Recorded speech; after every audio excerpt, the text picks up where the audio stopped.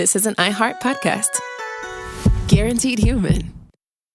Hey everyone, it's Emily Simpson and Shane Simpson from the Legally Brunette podcast. Each week, we're bringing you true crime through a legal lens. Whether you want all the facts on the disappearance of Nancy Guthrie, or you still need to wrap your head around the Diddy verdict, we're breaking it all down step by step. And we're not just lawyers, we're also husband and wife. It makes for some pretty entertaining episodes. Listen to Legally Brunette on the iHeartRadio app, Apple Podcasts, or wherever you get your podcasts.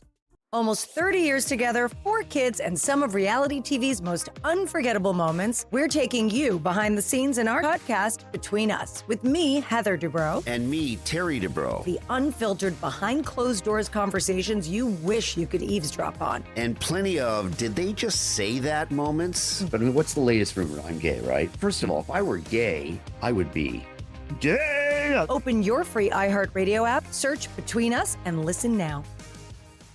On June 11, 1998, a deputy from the Los Angeles County Sheriff's Department went missing. Hey, if they'll kill a cop and bury him, what are they going to do to me? What really happened to the missing deputy? Valley of Shadows, a new series from Pushkin Industries about crime and corruption in California's high desert. Listen to Valley of Shadows on the iHeartRadio app, Apple Podcasts, or wherever you get your podcasts. When segregation was a law, one mysterious black club owner, Charlie Fitzgerald, had his own rules. Segregation in the day, integration at night. It was like stepping on another world. Was he a businessman, a criminal, a hero? Charlie was an example of power. They had to crush him. Charlie's Place, from Atlas Obscura and Visit Myrtle Beach. Listen to Charlie's Place on the iHeartRadio app, Apple Podcasts, or wherever you get your podcasts. I'm Anna Navarro, and on my new podcast, Bleep with Anna Navarro, I'm talking to the people closest to the biggest issues happening in your community and around the world. Because I know deep down inside right now, we are all cursing and asking what the bleep is going on. Every week, I'm breaking down the biggest issues happening in our communities and around the world. I'm talking to people like Julie K. Brown, who broke the explosive story on Jeffrey Epstein in 2018. The Justice Department, through, we counted 4 presidential administrations, failed these victims. Listen to Bleep with Anna Navarro on the iHeartRadio app, Apple Podcasts, or wherever you get your podcasts. Cool Zone Media. Hey everybody, Robert Gosh darn Evans for you here. And, but for the end of the year to celebrate and stuff, we've got our normal Behind the Bastards content coming to you. Do not worry. That's all going to continue as normal. But we also wanted to highlight some other shows in our network, most of which are new and launched this year. We've got some compilation best of episodes that we think the Bastards audience is going to love, and we're delivering to you now in a special format with fewer ads. So today, you're going to hear some episodes of Better Offline, Ed Zitron's excellent critical tech industry podcast, which has taken the tech world by storm.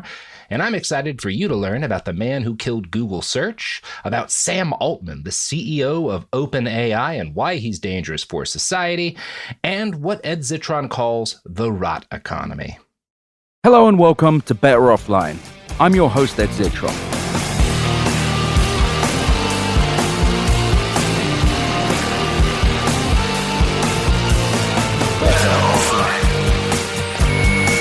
And in the next 2 episodes, I'm going to tell you the names of some of the people responsible for destroying the internet.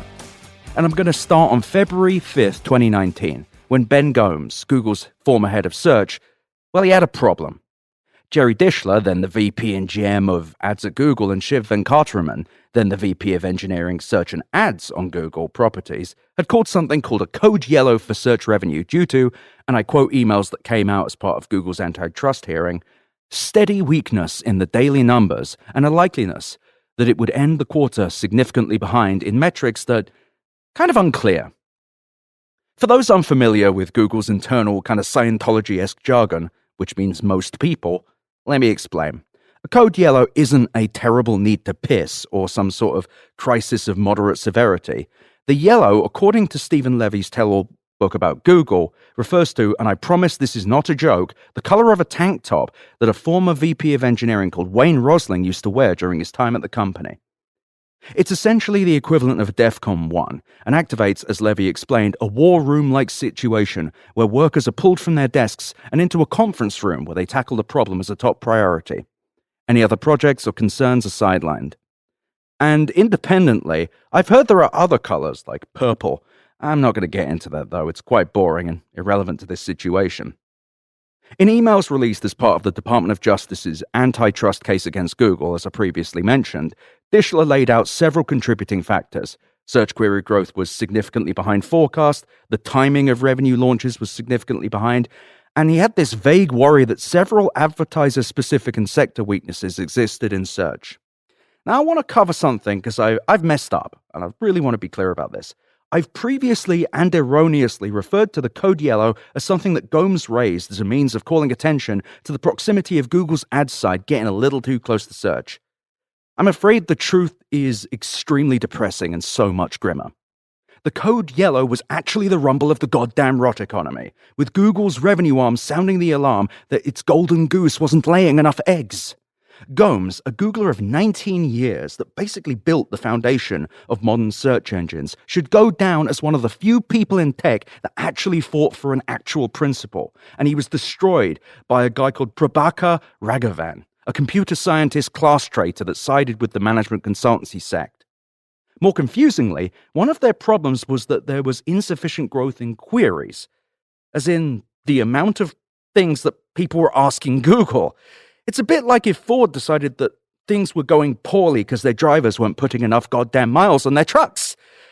This whole story has personally upset me, and I think you're going to hear that in this, but going through these emails is just very depressing. Anyway, a few days beforehand, on February 1st, 2019, Kristen Gill, then Google's VP Business Finance Officer, had emailed Shashi Thakur, then Google's VP of Engineering, Search and Discover, saying that the ads team had been considering a code yellow to close the search gap it was seeing, vaguely referring to how critical that growth was to an unnamed company plan. To be clear, this email was in response to Thakur stating that there is nothing that the search team could do to operate at the fidelity of growth that the ads department had demanded. Shashi forwarded the email to Gomes, asking if there's any way to discuss this with Sundar Pichai, Google's CEO, and declared that there was no way he would sign up for a high-fidelity business metric for daily active users on search. Thakur also said something that I've been thinking about constantly since I read these emails, that there was a good reason that Google's founders separated search from ads. I want you to remember that line for later. A day later, on February 2nd, 2019, Thakur and Gomes shared their anxieties with Nick Fox, a vice president of search and Google Assistant, entering a multiple day-long debate about Google's sudden lust for growth.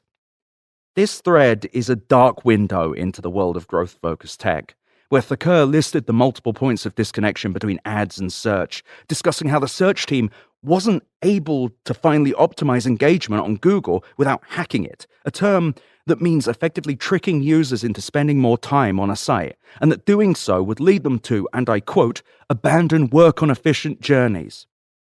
In one email, Fox adds that there was a pretty big disconnect between what finance and ads wants and what search was doing. Every part of this story pisses me off so much. When Gomes pushed back on the multiple requests for growth, Fox added that all three of them were responsible for search, and that search was, and again I quote, the revenue engine of the company, and that bartering with the ads and finance teams was now potentially the new reality of their jobs. On February 6, 2019, Gomes said that he believed that search was getting too close to the money, and ended his email by saying that he was concerned that growth is all that Google was thinking about. On March 22, 2019, Google VP of Product Management, Darshan Kantak, would declare the end of the code yellow. The thread mostly consisted of congratulatory emails until Gomes made the mistake of responding, congratulating everyone, saying that the plans architected as part of the code yellow would do well throughout the year. Enter Prabhakar Raghavan, then Google's head of ads and the true mastermind behind the code yellow, who would respond curtly, saying that the current revenue targets were addressed by heroic RPM engineering and that the core query softness continued without mitigation. A very clunky way of saying that despite these changes, query growth was not happening at the rate he needed it to. A day later, Gomes emailed Fox and Thakur an email he intended to send to Raghavan. He led by saying that he was annoyed both personally and on behalf of the search team. In this very long email, he explained in arduous detail how one might increase engagement with Google search, but specifically added that they could increase queries quite easily in the short term, but only in user-negative ways, like turning off spell correction or ranking improvements, or placing refinements, effectively labels, all over the page, adding that it was possible that there are trade-offs here between the different kinds of user negativity caused by engagement hacking, and that he was deeply, deeply uncomfortable with this. He also added that this was the reason he didn't believe that queries, as in the amount of the things with people searching on Google, were a good metric to measure search, and that the best defense against the weaknesses of queries was to create compelling user experiences that make users want to come back. Crazy idea there. What if the product was good? Not good enough for Prabhakar. So, little bit of history about Google here. They regularly throughout the year do core updates to search. These are updates that change their algorithm, that say, okay, we're going to suppress this kind of thing, we're going to elevate this kind of thing. And they are actually the reason that search changes. It's why certain sites suddenly disappear or reappear. It's why sites get a ton of traffic, some don't get any, and so on and so forth. But they do a lot of them. The one that's really interesting, I'm a little bastard and I went and looked through pretty much the last decade of these. The one that stood out to me was the March 2019 core update to search, which happened about a week before the end of the Code Yellow, meaning that it's very likely that this was a result of Prabhakar's bullshit. So this was expected to be one of the largest updates to search in a very long time, and I'm quoting Search Engine Journal there. Yet when it launched, many found that the update mostly rolled back changes, and traffic was increasing to sites that had been suppressed by previous updates, like Google Search's Penguin update from 2012 that specifically targeted spammy search results. There were others that were seeing traffic as well from an update that happened on the 1st of August 2018. That was a few months after Gomes became head of search. While I'm guessing here, I really don't know. I do not work for Google, I do not have friends there. I think the timing of the March 2019 core update, along with the traffic increases to previously suppressed sites that 100% were spammy, SEO nonsense, I think these suggest that Google's response to the Code Yellow was to roll back changes that were made to maintain the quality of search. A few months later, in May 2019, Google would roll out a redesign of how ads were shown on Google Search. Specifically on mobile, replacing the bright green ad label and URL color on ads with a tiny little bolded black note that said ad in the smallest font you could possibly put there, with the link looking otherwise identical to a regular search link. I guess that's how they managed to start hitting their numbers, huh? And then in January 2020, Google would bring this change to desktop, and The Verge's John Porter would suggest that it made Google's ads look just like search results now. Awesome. 5 months later, a little over a year after the Code Yellow situation, Google would make Prabhakar Raghavan the head of Google Search, with Jerry Dishler taking his place as the head of ads. After nearly 20 years of building Google Search, Gomes would be relegated to the SVP of Education at Google. Gomes, who was a critical part of the original team that made Google Search work, who has been credited with establishing the culture of the world's largest and most important search engine, was chased out by a growth-hungry managerial type. Several of them, actually, led by Prabhakar Raghavan, a management consultant wearing an engineer costume. As a side note, by the way, I use the term management consultant there as a pejorative. While he exhibits all the same bean-counting, morally unguided behaviors of a management consultant, from what I can tell, Raghavan has never actually worked in that particular sector of the economy. But you know who has? Sundar Pichai, the CEO of Google, who previously worked at McKinsey, arguably the most morally abhorrent company that's ever existed, having played roles both in the 2008 financial crisis, where it encouraged banks to load up on debt and flawed mortgage-backed securities, and the ongoing opioid crisis, where it effectively advised Purdue Pharma on how to growth hack sales of OxyContin, an extremely addictive painkiller. McKinsey has paid nearly $1 billion over several settlements due to its work with Purdue. But I'm getting sidetracked. But one last point. McKinsey is actively anti-labor. When a company brings in a McKinsey consultant, they're often there to advise on how to cut costs, which inevitably means layoffs and outsourcing. McKinsey is to the middle class what flesh-eating bacteria is to your skin.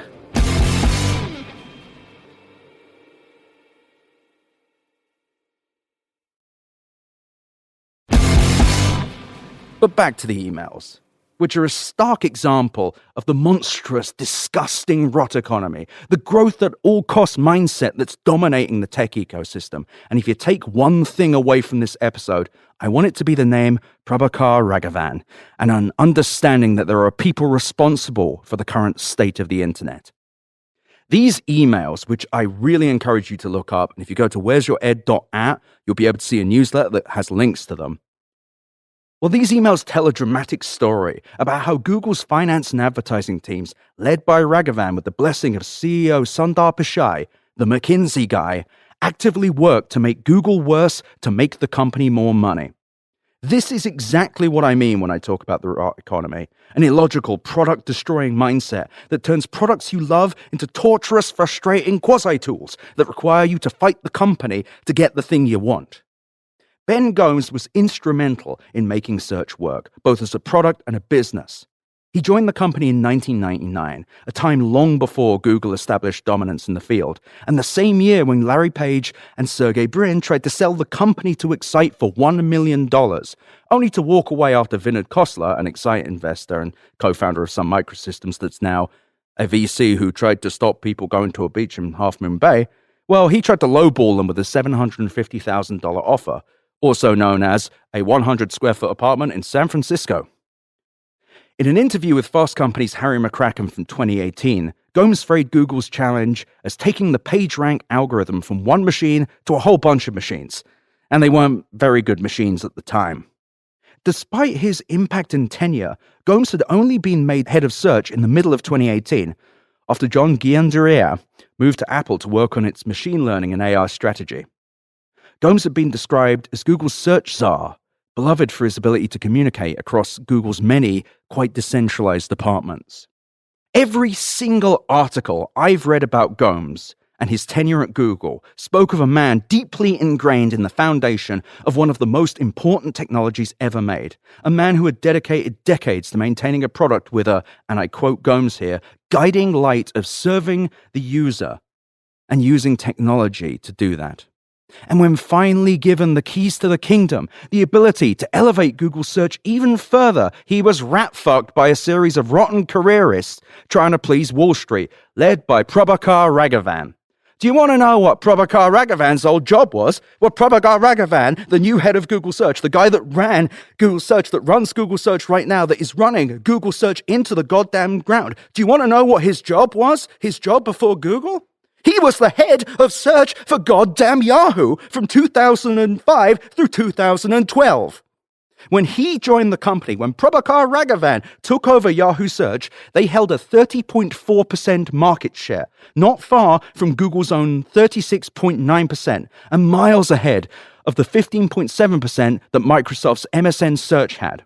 By May 2012, Yahoo was down to just 13.4% and had shrunk for the previous 9 consecutive months and was being beaten by even the newly released Bing.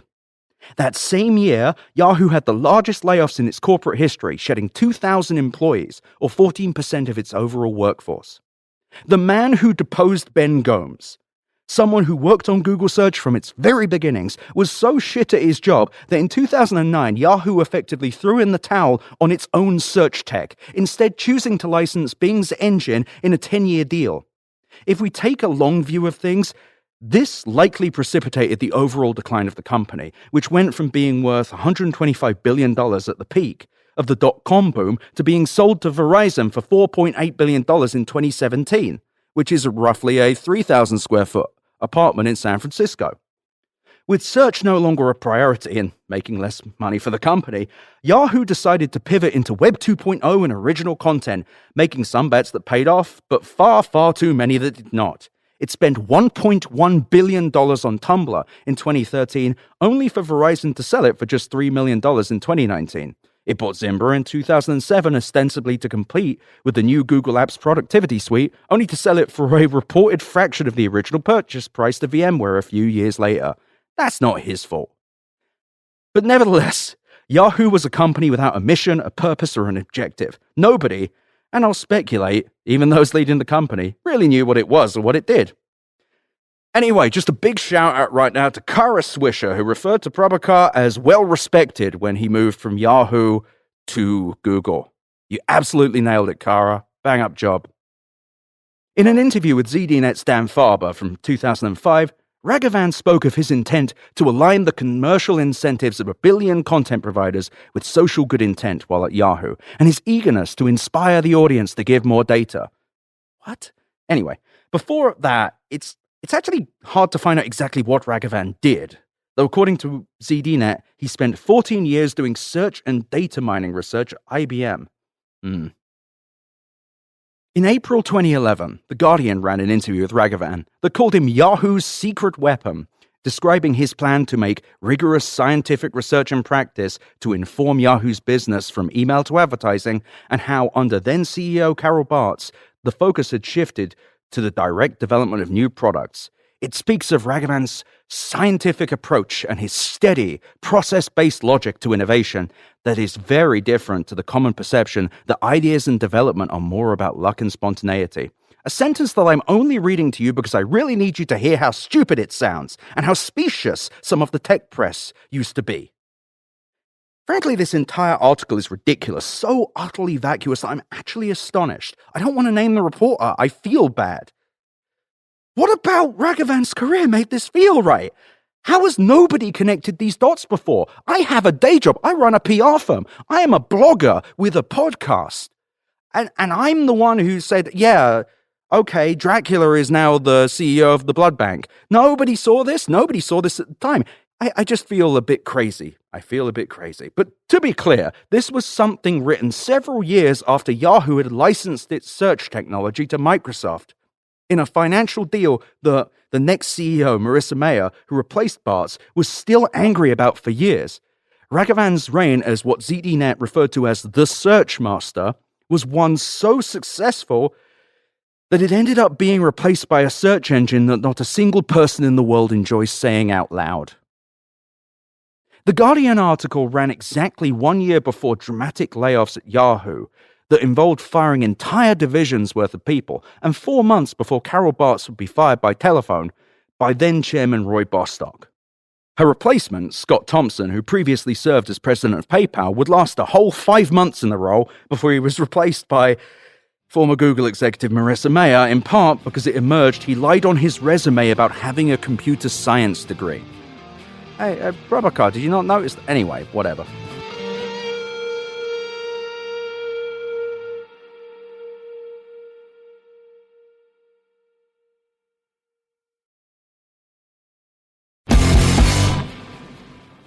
Bartz joined Yahoo in 2009, so about 4 years into Prabhakar's reign of terror, I guess.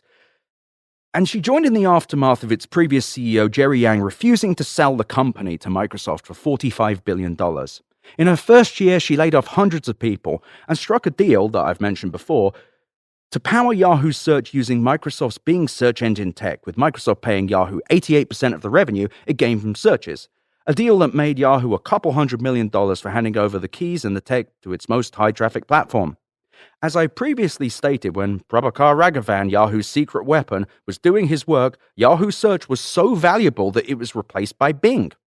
Its sole value, in fact, I mean, maybe I'm being a little unfair, but there's a way of looking at this that you could say that Yahoo's entire value at the end of his career was driven by nostalgia and association with days before he worked there.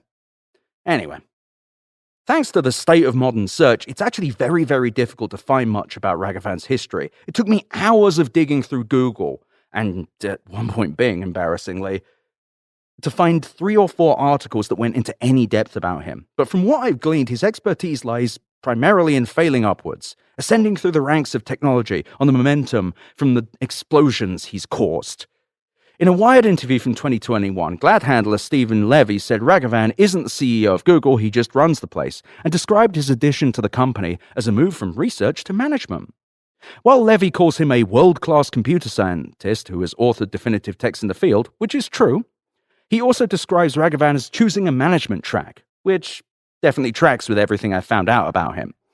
Raghavan proudly declares that Google's third-party ad tech plays a critical role in keeping journalism alive in a really shitty answer to a question that was also made at a time when he was aggressively incentivizing search engine optimized content, and a year after he deposed someone who actually gave a shit about search. Under Raghavan, Google has become less reliable and is dominated by search engine optimization and just outright spam. And I've said this before, but look, we complain about the state of Twitter under Elon Musk, and justifiably. He's a vile anti-Semite, racist, bigot. We all know this. It's fully true. We can say it a million times. However, I'd argue that Raghavan, and by extension Sundar Pichai, deserve 100 times more criticism. They've done unfathomable damage to society. You really can't fix the damage they've been doing and the damage they'll continue to do, especially as we go into an election. Raghavan and his cronies worked to oust Ben Gomes, a man who dedicated a good portion of his life to making the world's information more accessible, in the process burning the Library of Alexandria to the goddamn ground so that Sundar Pichai could make more than $200 million a year. And Raghavan, a manager hired by Sundar Pichai, a former McKinsey man, the king of managers, is an example of everything wrong with the tech industry. Despite his history as a true computer scientist with actual academic credentials, Raghavan chose to bulldoze actual workers, people who did things and people that care about technology, and replace them with horrifying toadies that would make Google more profitable and less useful. Since Prabhakar took the reins of Google in 2020, Google search has dramatically declined, with these core search updates I mentioned allegedly made to improve the quality of results, having the adverse effect, increasing the prevalence of spammy, shitty, search-optimized content. It's frustrating. The anger you hear in my voice, the emotion, is because I've read all of these antitrust emails. I have gone through this guy's history, and I've read all the things about Ben Gomes too. Every article about Ben Gomes, where they're interviewed, is this guy just having these dreamy thoughts about the future of information and the complexity of delivering it at high speed. Every interview with Raghavan is some vague bullshit about how important data is. It's so goddamn offensive to me. And all of this stuff happening is just one example of what I think are probably hundreds of things happening across startups, or that have happened across startups in the last 10 or 15 years, and big tech too. And it's because the people running the tech industry are no longer those who built it. Larry Page and Sergey Brin left Google in December 2019, the same year, by the way, as the Code Yellow thing. And while they remained as controlling shareholders, they clearly don't give a shit about what Google means anymore. Prabhakar Raghavan is a manager, and his career, from what I can tell, is mostly made up of did some stuff at IBM, failed to make Yahoo anything of note, and fucked up Google so badly that every news outlet has run a story about how bad it is.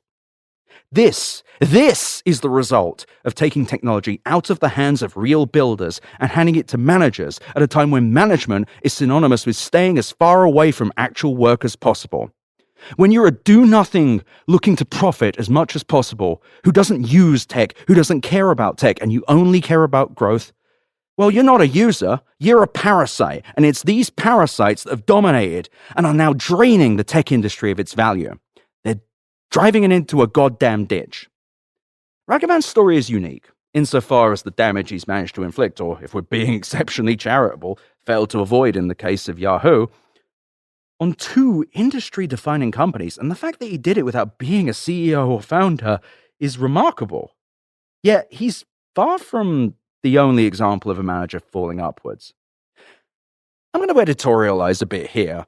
I want you to think about your job history. I want you to think about the managers you've had. I've written a lot about management, and specifically to do with remote work and the whole thing around guys who don't do work, who are barely in the office, telling you need to be in the office. This problem is everywhere. Managers are everywhere, and managers aren't doing work. I'm sure someone will email me now and say, well, I'm a manager and I do work all the time. Yeah, mate, sure you do. That's why you're emailing me, telling me how good you are at your job. People who actually do work don't feel defensive about it. People who do things and are part of the actual profit center, they don't need a podcast to tell them they're good at their job. What I think the problem is in modern American corporate society is that management is no longer synonymous with actually managing people. It's not about getting the people what they need. It's not about organizing things and making things efficient and good. It's not about execution. It's about handing work off to other people and getting paid handsomely. And if you disagree, easy at betteroffline.com. I will read your email, maybe I'll even respond. But the thing is, management has become a poison in America. Managers have become poisonous because managers are not actually held to any kind of standard. No, only the workers who do the work are. What happened to Ben Gomes is one of the most disgusting, disgraceful things to happen in the tech industry. It's an absolute joke. Ben Gomes was a goddamn hero, and I really need you to read the newsletter and read these emails. I need you to see how many times him and Thacker, great guy as well, were saying, hey, growth is bad for search. The thing that Ben Gomes was being asked to do was increase queries on Google, the literal amount that people search. There are many ways of looking at that and thinking, oh shit, that's not what you want. Surely you don't want no queries. You don't want people not using it at all. But queries going upwards linearly suggests that if you're not matching it to user growth at least, the people are not getting what they want on the first try, which, by the way, kind of feels like how Google is nowadays. When you go to Google and the first result and the second result and the fifth result and the 10th result just don't get what you need because it's all SEO crap. Now, this is all theorizing, but what I think Prabhakar Raghavan did was I think he took off all the fucking guidelines on Google search. I think he rolled back changes specifically to make search worse, to increase queries, to give Google more chance to show you adverts. I am guessing. Don't have a source telling me this. But the pattern around the core search updates, the fact that Google search started getting worse toward the middle and end of 2019 and unquestionably dipped in 2020, well, that's when Prabhakar took over. That's when the big man took the reins. That's when Dracula got his job at the blood bank. And this is the thing. There's very little that you and I can actually do about this, but what we can do is say names like Prabhakar Raghavan a great deal of times so that people like this can be known, so that the actions of these scurrilous assholes can be seen and heard and pointed at and spat upon. I'm not suggesting spitting on anyone, no violent acts. No, you can be pissy on the internet like the rest of us. Now I'm ranting. I realize I'm ranting, but this subject really got to me. But it's not the only one. In the next episode, I'm going to conclude this sordid 3-part fiasco with a few more examples and how many of these managers, these bean counters, devoid of imagination or ability or anything of note, save for that utter slug-like ability to protect oneself, I want to talk about how these people manage to obfuscate their true intentions by pretending to be engineers, by pretending to be technologists, and pretending to be innovators. I want to tell you all about how Adam Mosseri destroyed Instagram. And I want to tell you how little Sam Altman has achieved other than making him and his friends rich. See you next time.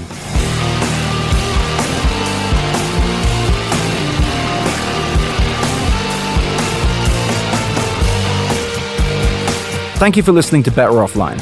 The editor and composer of the Better Offline theme song is Matt Osowski. You can check out more of his music and audio projects at mattosowski.com. mattosowski.com. You can email me at easy@betteroffline.com or check out betteroffline.com to find my newsletter and more links to this podcast. Thank you so much for listening. Better Offline is a production of Cool Zone Media. For more from Cool Zone Media, visit our website, coolzonemedia.com, or check us out on the iHeartRadio app, Apple Podcasts, or wherever you get your podcasts.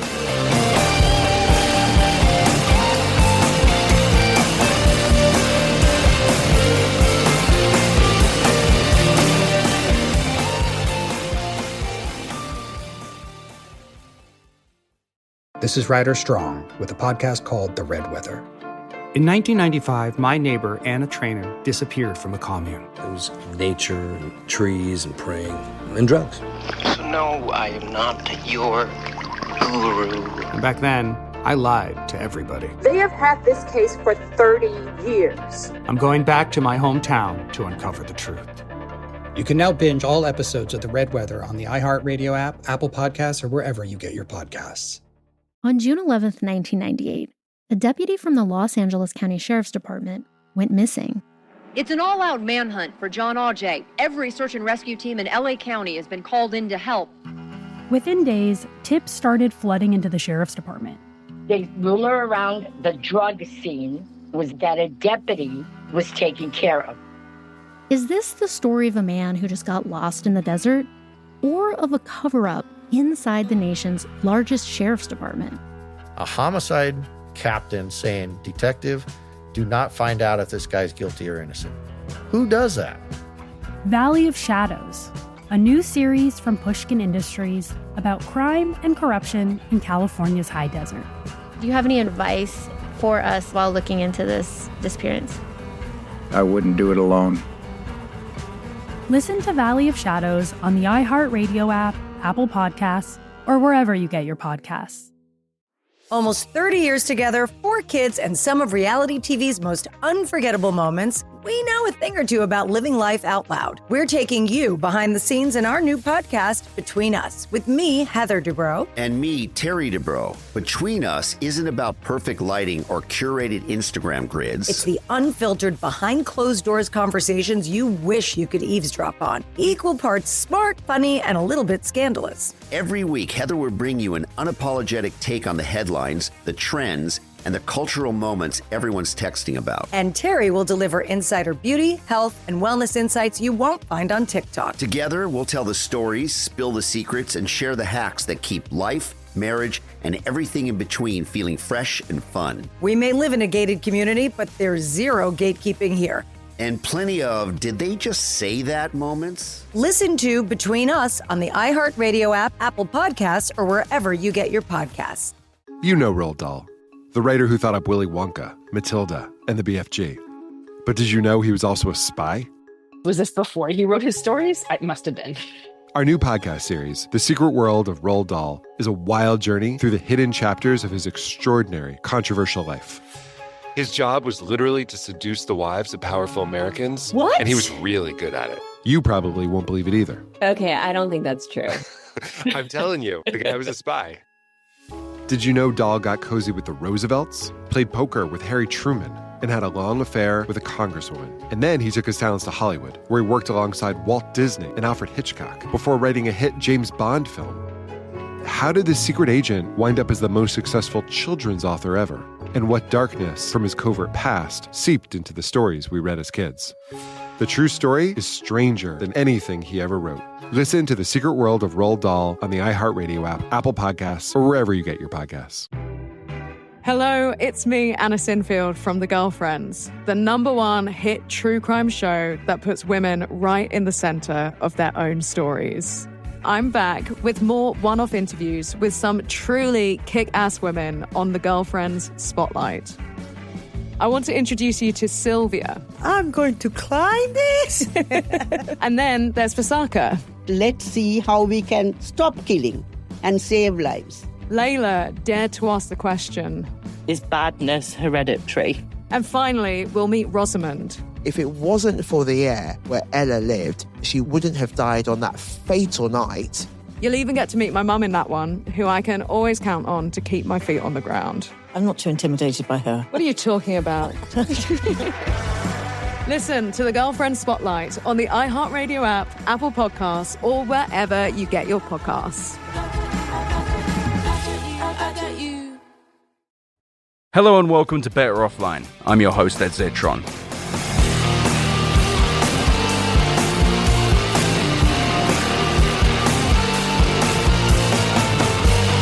Better Offline. As I discussed in the last episode, Sam Altman has spent more than a decade accumulating power and wealth in Silicon Valley without ever having to actually build anything, using a network of tech industry all-stars like LinkedIn co-founder and investor Reid Hoffman and Airbnb CEO Brian Chesky to insulate himself from responsibility and accountability. Yet things are beginning to fall apart as years of half-baked ideas and terrible product decisions have kind of made society sour on the tech industry. And the last month has been particularly difficult for Sam, starting with the chaos caused by OpenAI blatantly mimicking Scarlett Johansson's voice for the new version of ChatGPT, followed by the resignation of researchers who claim that OpenAI prioritized, and I quote, shiny products over AI safety after the dissolution of OpenAI's safety team. I know, it's almost cliche. Shortly thereafter, former OpenAI board member Helen Toner revealed that Sam Altman was fired from OpenAI because of a regular pattern of deception, one where Altman would give inaccurate info about the company's safety processes on multiple occasions.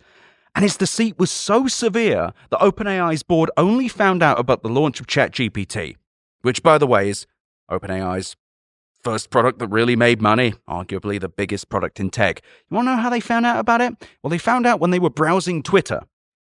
They found out then, not from the CEO of OpenAI, the company which they were the board of. Very weird. Toner also noted that Altman was an aggressive political player, with the board, correctly by the way, worrying that, and I quote again, that if Sam Altman had any inkling that the board might do something that went against him, he'd pull out all the stops, do everything in his power to undermine the board, and to prevent them from even getting to the point of being able to fire him. As a reminder, by the way, the board succeeded in firing Sam Altman in November last year, but not for long, with Altman returning as CEO a few days later, kicking Helen Toner off of the board, along with Ilya Sutskever, a technical co-founder that Altman manipulated long enough to build ChatGPT, and then ousted him the moment that he chose to complain. Sutskever, by the way, has resigned now. He's also one of the biggest technical minds there. How is OpenAI going to continue? Anyway, last week, a group of insiders at various AI companies published an open letter asking for their overlords, the heads of these companies, for the right to warn about advanced artificial intelligence in a monument, genuinely impressive monument, to the bullshit machine that Sam Altman has created. While there are genuine safety concerns with AI, there are many of them to consider, these people are desperately afraid of the computer coming alive and killing them, when they should fear the non-technical arsehole manipulator getting rich, making egregious promises about what AI can do. AI researchers, you have to live up to Sam Altman's promises. Sam Altman doesn't. This is not your friend. The problem is not the boogeyman computer coming alive. That's not happening, man. What's happening is this guy is leading your industry to ruin. And the bigger concern that they should have should be about what Leo Aschenbrenner, a former safety researcher at OpenAI, had to say on the Dwarkesh Patel podcast, where he claimed that security processes at OpenAI were, and I quote, egregiously insufficient, and that the priorities at the company were focused on growth over stability or security. These people are afraid of OpenAI potentially creating a computer that can think for itself that will come and kill them, at a time where they should be far more concerned about this manipulative con artist that's running OpenAI. Sam Altman is dangerous to artificial intelligence, not because he's building artificial general intelligence, which is a kind of AI that meets or surpasses human cognitive capabilities, by the way. Kind of like Data from Star Trek. They're afraid of that happening, when they should be afraid of Altman's focus. What does Sam Altman care about? Because the only thing that I can find reading about what Sam Altman cares about is Sam bloody Altman. And right now, the progress attached to Sam Altman actually isn't looking that great. OpenAI's growth is stalling, with Alex Kantrowitz reporting that user growth has effectively come to a halt based on a recent release claiming that ChatGPT had 100 million users a couple of weeks ago, which is, by the way, the exact same number that the company claimed ChatGPT had in November 2023. ChatGPT is also a goddamn expensive product to operate, with the company burning through capital at this insane rate. It's definitely more than $700,000 a day. It's got to be in the millions, if not more. It's insane. And while OpenAI is aggressively monetizing ChatGPT, both to customers and to businesses, it's so obviously far from crossing the break-even Rubicon. They keep leaking, and they'll claim, oh, I didn't put that out there. They keep telling people, oh, it's making billions of revenue, but they never say profit. And eventually someone's going to turn to them and say, hey man, you can't just do this for free or for negative. At some point, Satya Nadella is going to call Sam Altman and say, Sammy, Sammy, it's time. Sammy, it's got to be a real business. I assume he calls him that because of Supernatural. But as things get desperate, Sam Altman's going to use the only approach he really has: sheer force of will. He's going to push OpenAI to grow and sell into as many industries as possible. And he's a specious hype man. He's going to be selling to other specious hype men. The Jim Cramers of the world are going to eat it up. And they're all of them, the Mark Benioffs, the Satya Nadellas, the Sundar Pichais, they're all desperate to connect themselves with the future and with generative AI. And those that he's selling to, the companies brokering deals, yes, even Apple, they're desperate to connect their companies to another company, which is building a bubble inflated by Sam Altman. And I'd argue that this is exceedingly dangerous for Silicon Valley and for the tech industry writ large, as executives that have become disconnected from the process of creating software and hardware follow yet another non-technical founder hawking unprofitable, unsustainable, and hallucination-prone software. It's just very frustrating. If there was a very technical mind at these companies, they might walk away. And I'm not going to give Tim Cook much credit, but looking into it, I can't find any evidence that Apple is buying a bunch of GPUs, the things that you use to power these generative AI models. I found some research, an analyst suggesting that they would buy a lot, but now OpenAI is doing a deal with Apple to power the next iOS. And it's interesting. It is interesting that Apple isn't doing this themselves. Apple, a company with hundreds of billions of dollars in the bank, I believe, that pretty much prints money. That alone makes me think it's a bubble. Now, it might look like an arsehole if it comes out they have, but also, why are they subcontracting this to OpenAI when they could build it themselves, as Apple has always done? Very strange. It's all so peculiar. But I wanted to get a little bit deeper into the Sam Altman story. And as I discussed last episode, Ellen Hewitt of Bloomberg, she's been doing this excellent reporting on the man, and joins me today to talk about the subject of her recent podcast, Sam Altman's Rise to Power.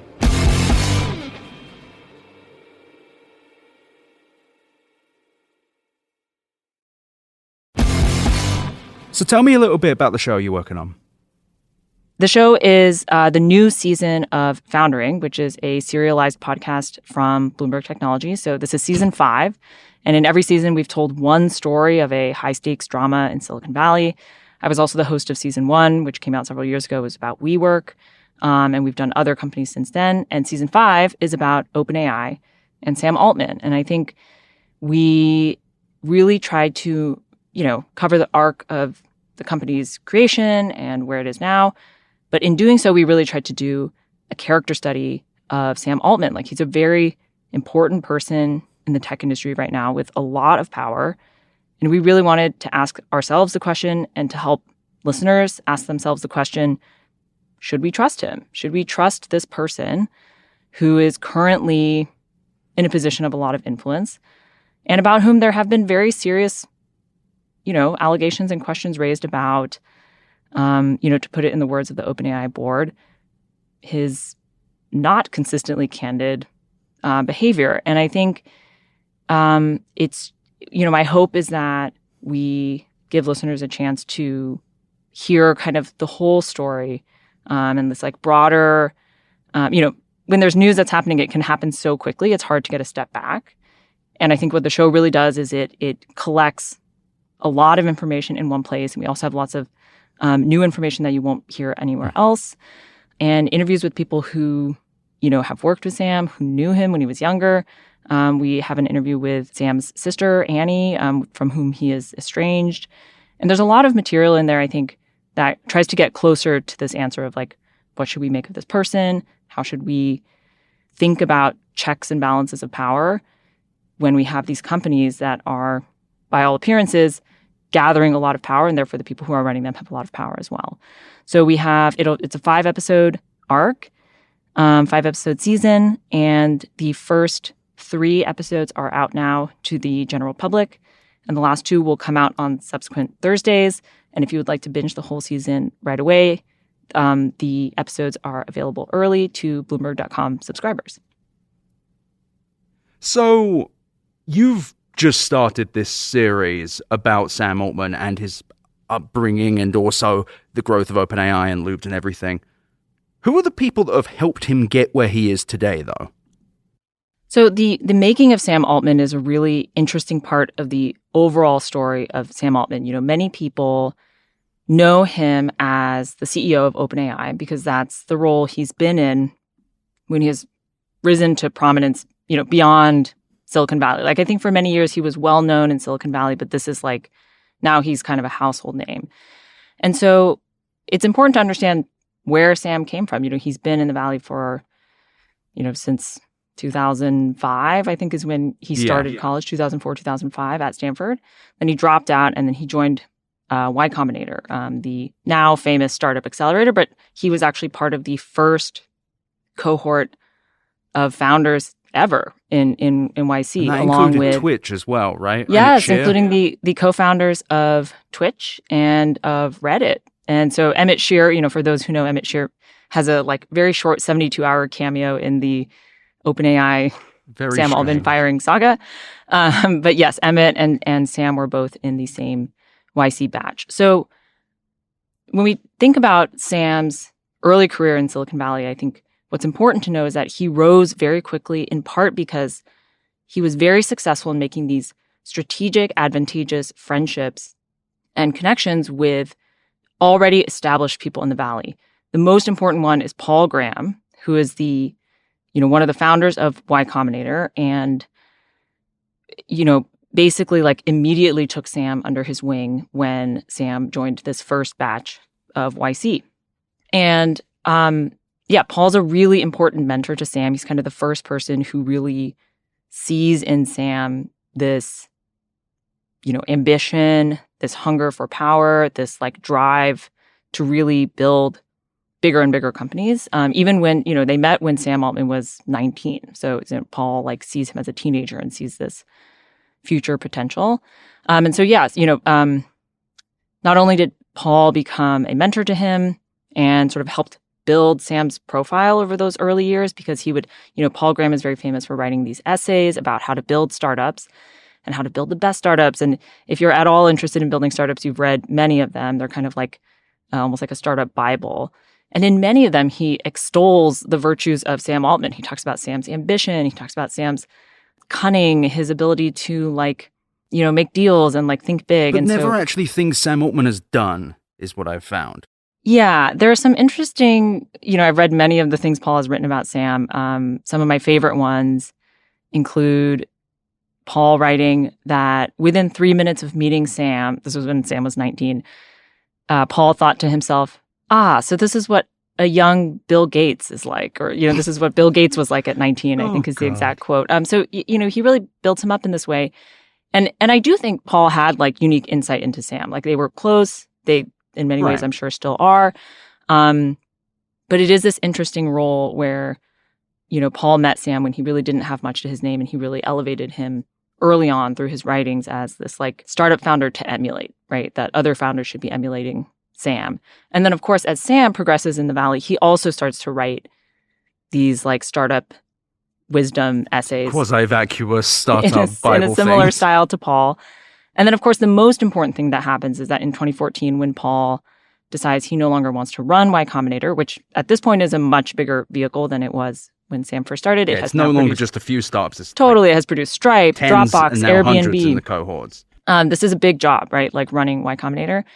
And when Paul wants to hand it off to someone, you know, he has said that the only person he considered giving this to was Sam. So in 2014, when Sam is, I believe, 28 years old, he becomes the president of Y Combinator. And this is, you know, he had started a startup. It didn't really work. He sold it and was starting to dabble in angel investing. And at that point, Paul really elevated Sam to this new position of power. And then he ran YC for a while and then started OpenAI. And in starting OpenAI, he also leveraged these like very useful connections with particularly powerful people who could help him, such as Elon Musk, who was able to give the vast majority of the pledged funding to start OpenAI. Later, when Elon Musk splits from OpenAI, Sam makes this very powerful partnership with Satya Nadella to help fund OpenAI. Another important partnership that Sam has made, you know, much earlier on was his friendship with Peter Thiel. And one of the things Peter Thiel does is also, gives him millions of dollars to start investing. This is like before Sam takes over at YC. With hydrazine, right? Yeah. And, another thing that Paul did that really, Paul Graham did that really helped Sam was also Paul had the opportunity to be one of the first investors in Stripe. Yep. He was offered the chance to invest $30,000 for 4% of Stripe, which, of course, now that Stripe is enormous, we all know how valuable that was. And Paul split it with Sam. He was like, oh, I might as well share this with Sam. So Sam has said that $15,000 for 2% of Stripe has been, one of his best performing angel investments ever. That was something he got. My question is always where he got 15 grand from. He was still working on Looped at the time. It's funny how privileged. Anyway. Yeah. My guess is 15 grand was, I don't actually know this, but my guess is 15 grand was not hard for him to pull up. And it's one of those things where it really is, access and relationships are the sorts of things that can build a career and can lead to great wealth, right? Like Sam is now, by our own internal accounts and by other lists, a billionaire. And this money comes from, not from OpenAI, but from these angel investments that he's made early on that have been enormously successful. So you called him, in one of the titles, the most Silicon Valley man alive. Is this what you're getting at, this kind of power player mentality? Yeah, I think it reflects a few things. One, that even though he's, he's in his late 30s, he's been a player in Silicon Valley for such a long time, close to 2 decades. And also that he's just someone who is extremely well connected. So even before he took over Y Combinator, which I think you could argue is like kind of king of the startup world in some sense, like Y Combinator is like, the top accelerator. At least the early stage. Totally. Even before he took over at Y Combinator, I think he was extremely well connected. He's very social. He's very helpful. He's very efficient. Like many people have told me stories in which he, calling Sam and talking for 5 minutes has solved their problem because he knows exactly the right person to call to fix it. Or, he's really good at making deals. I think it's just clear he's extremely well integrated into this world and has very successfully moved up the Silicon Valley status ladder to the point where he is now, which is kind of, one of the, he's the CEO of one of the arguably hottest companies in the Valley right now. And I think that that's not luck, right? Like he didn't just come up with, he's not like a nobody who came up with an idea. It's like he has the connections and has parlayed his connections into power to bring him to the point he is now. So, in your experience talking to people about Sam Altman, how technical is he, do you think? What have you heard? Because you say there he wasn't lucky, but he also does not appear to have successfully run a business. Because Looped shut down, 2 executives tried to get him fired from there. He got fired from Y Combinator, which did very well, but at the same time, YC was basically a conveyor belt for money at one point. Not so much recently. Yeah. It feels weird that this completely non-technical, semi-non-technical guy has ascended so far. My sense is that's not maybe the most fair description. Like, I think Sam is incredibly smart, and people say this a lot, and I believe them. I think his special skill, he obviously knows how to, he's an engineer. He has training. I'm sure he can build a lot of stuff. It seems like his comparative advantage, his special skill is relationships, deal making, figuring out who exactly is the right person to help him in whatever he's really trying to get done, and figuring out the best way to get something to happen. One of the people I spoke to is someone who knows Sam from when he was younger and knows him personally, and said that his superpower is figuring out who's in charge or figuring out who is in the best position to help him and then charming them so that they help him with whatever goal he's trying to get done. And I think that, one could argue that that's actually a really good skill set if you want to build a very big company, which, I think at this current moment he has, right? Like OpenAI is really, there's a lot that you can say about whether they're upholding their original mission or that, that's up for debate. But I think that they've obviously been commercially successful so far. So it feels like Silicon Valley on some level, and just to give some thoughts here, within the 2 episodes I'm doing here, the pattern I've seen with Sam Altman is that everyone seems to want him to win. and there's almost a degree of they will make it so. Have you seen anyone who's really a detractor? Or anyone who's not pro Sam Altman? Because it's interesting how few people are in tech.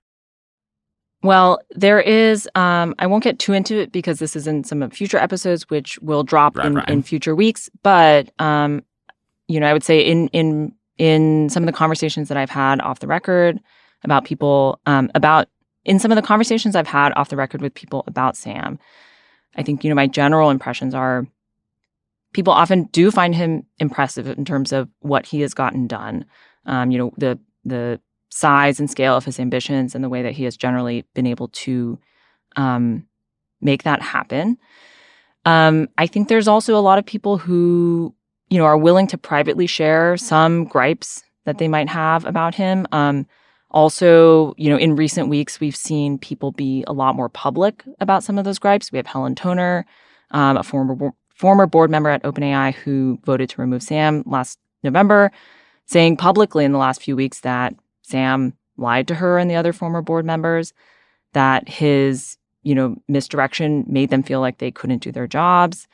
And she has also said that people were intimidated to the point where they did not feel comfortable speaking more publicly about negative experiences they'd had about Sam, that they are afraid to speak more publicly about, times that he has not been honest with them or has in which they've had challenging experiences.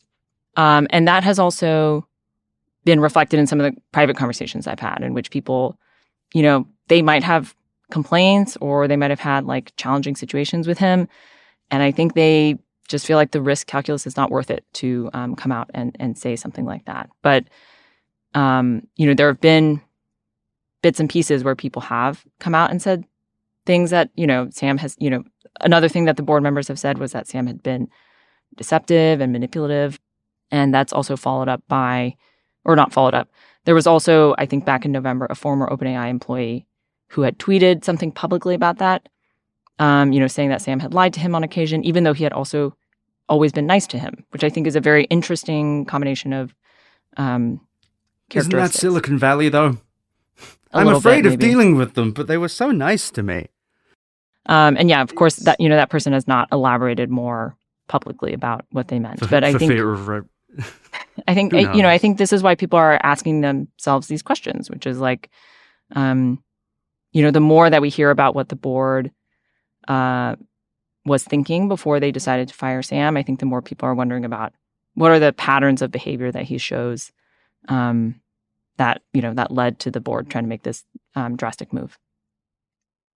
Yeah, that's actually an interesting point. So when Sam Altman was fired from OpenAI, there was this very strange reaction from Silicon Valley, including some in the media, where it was almost like a Hunger Games, everyone doing the symbol thing, where everyone was like, oh, we got to put Sam Altman back in. Isn't it kind of strange we still don't know why he was actually fired, though? I mean, Helen Toner has elaborated. Like, I've never seen have you seen anything like this in your career? I think that it has been surprising that there has not been more of a clear answer. I think, as time has gone on, like we have heard a little bit more. Like I think Helen Toner has, to her credit, tried to give more information in recent weeks about what happened. I think, people were obviously asking this question 6 months ago, and so I think like there's been a little bit of a delay in trying to get this answer. And I wonder if maybe there just isn't like a very neat answer to it, and then in that absence, we get this kind of more of a like murky, multifaceted, multi-voiced answer. But I agree that it is sort of surprising that there hasn't been more clarification on what exactly happened, or a little bit more granular detail about what led up to it. So on to the AI hype in general. Said that a bit weird, but I'll keep going. Why do you think there's such a gulf between what Sam Altman says and what ChatGPT can actually do? What Sam Altman says, what are you talking about specifically? As in, he says it will be a super smart companion. Yeah. That he'll be all of these things. Well, this is something that we get into in episode 3, which is a personal interest of mine, which is kind of the psychology of the AI industry right now. And what I find so interesting about this and what we try to delve into in episode 3 and kind of throughout the series is these kind of like extreme projections about AI. And in the industry, you see both positive ones and negative ones. And I think, the negative ones, that's what looks like AI doomerism, AI existential risk, sometimes called AI safety, depending on your point of view. But it's these projections that, superintelligence might very quickly and very soon learn to self-improve in a way that allows it to rapidly outstrip our control and our capabilities and could lead to the extinction of humanity. There are so many interesting things to say about the psychology of believing that our human race might either be wiped out or incredibly changed within our lifetimes. And we get into that in episode 3. I think I really wanted to get into the psychology of someone who believes that AI doom is just around the corner. And so we talked to someone who sort of became convinced of this belief soon after the 2016 AlphaGo matches in which the Go playing AI beat the world's champion in Go. And he talks about, deciding not to make a retirement account because he was like, what is the point? By the time I reach retirement age, either the world will be dramatically different and money won't matter, or we'll all be dead. And I think that even though some people might scoff at that, that's like a real belief that people believe that this, these extreme possible scenarios are in our near future. And on the other hand, we also see extreme projections in a positive direction. This idea that AI is going to unlock a whole new era of human flourishing, that we might expand beyond our planet, that we might be able to give... Say what? Abundance, right, exactly. One of the things we do, I believe in episode 3, is do a little bit of a supercut of Sam Altman talking about abundance. It's pretty clear that this is a way that he likes to frame our AI future is going to be this future in which everyone has plenty, right? Everyone has, access to intelligence, abundant energy, abundant access to superintelligence that can help us live kind of our best lives and beyond our wildest dreams. Right. And obviously Silicon Valley is a place where people like to make grandiose statements, but this is beyond that, right? This is not just, this is not just like, we joked about WeWork's mission statement was to elevate the world's consciousness. Like, well, galaxies of human flourishing for eons beyond us, like that is on another scale, right? Like we're talking about something that is sort of at an unprecedented level of extreme rhetoric. And I think that's really interesting. I think it is a very powerful motivator, both in in the doomer sense and also in the abundance sense. People believing that what they're working on is the most important technological leap forward for humanity. Talk about a motivating reason to work on this technology, right? Talk about a way to feel powerful or feel like you're making a huge difference. I think that's a really key part of what's driving a lot of work in AI right now. It's driving a lot of work, sure, but with Altman himself, there is this gulf. It is a 1,000,000-mile gulf between the things he says and what ChatGPT is even on the most basic level capable of doing and will be capable. And it almost feels like he's become the propagandist for the tech industry. And it's very strange to me how far that distance is, because you've got the AI doomers and the AI optimists, I guess you'd call them. But Altman doesn't even feel like he's in with either. He's just kind of, he'll say one day that he doesn't think it's a creature. The next one he'll say it's going to kill us all. It all just feels like a PR campaign, but for nothing. Yeah, it has been interesting to try to answer the question. One of the questions we tried to answer in the podcast is, does Sam actually believe, because as you mentioned, there are some early clips of him, and when I say early, I mean around the time of founding OpenAI, 2015 or so. There's some clips of him talking about, saying somewhat jokingly that AI might kill us all. But there's also this, very famous blog post that he wrote in 2015 in which he says that, basically superintelligence is one of the most serious risks to humanity, full stop. And so it's clear that at some point in his life, he believed kind of what we might now call a more doomery outlook. But as time has gone on, he has, offered views that are a little bit more measured and more positive. He tends to, in his big media tour of 2023, he tended to talk about how AI was going to, his projection was that AI would radically transform society, but that it would be net good, right? That like overall, we would be glad that this happened and that it would improve lives, even if in the short term, or for some people, it might prove to be bringing a lot of challenges as well. And so it is, I think one of the interesting things about him is it is a little hard to pin down exactly what he thinks. I think you're right that I wouldn't consider him like a gung-ho effective accelerationist. I would not consider him a doomer. He is like somewhere in this large gulf in between there. But I think he's also smart enough to know that making grandiose projections about what AI could bring is a compelling story, right? Like, is a story that he can help sell by being like a spokesman for it. And often that is the role of a CEO, is to be a really good storyteller, to bring the pitch of the company to the public, to investors, to potential employees, to customers, to try to sell them on this vision of the future. And I do think Sam is good at that. There is an interesting tidbit in episode 3 in which we interview a fiction writer who was actually hired on contract by OpenAI to write like a novella about AI futures and things like that. And yeah, he just talks a little bit about, the novella is not, I think, in active use within OpenAI, but they did at some point see value in commissioning it. And I think, something that the author, Patrick House, explains to us is, that OpenAI, just like many other startups, is really motivated by story, right? And that Sam Altman is inspired by fiction, is inspired by certain kinds of sci-fi. I think this is not unique to Sam. Many founders in Silicon Valley, Elon Musk has talked about this as well, are driven to create things in part because of what they read about when they were younger, these dreams of the future. And so it's just interesting to get his perspective on how motivating a story can be and how motivating this compelling story of like, oh, we're building something that's going to change the course of human history. Like, you just couldn't ask for a more powerful motivating force. So, as Altman accumulates power and as he kind of ascends to the top of OpenAI, do you think he's done there? Do you think there's going to be another thing he starts?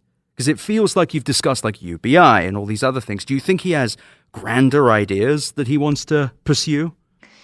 Well, obviously I can't speak to what's inside Sam's head. No, you don't know the man's mind.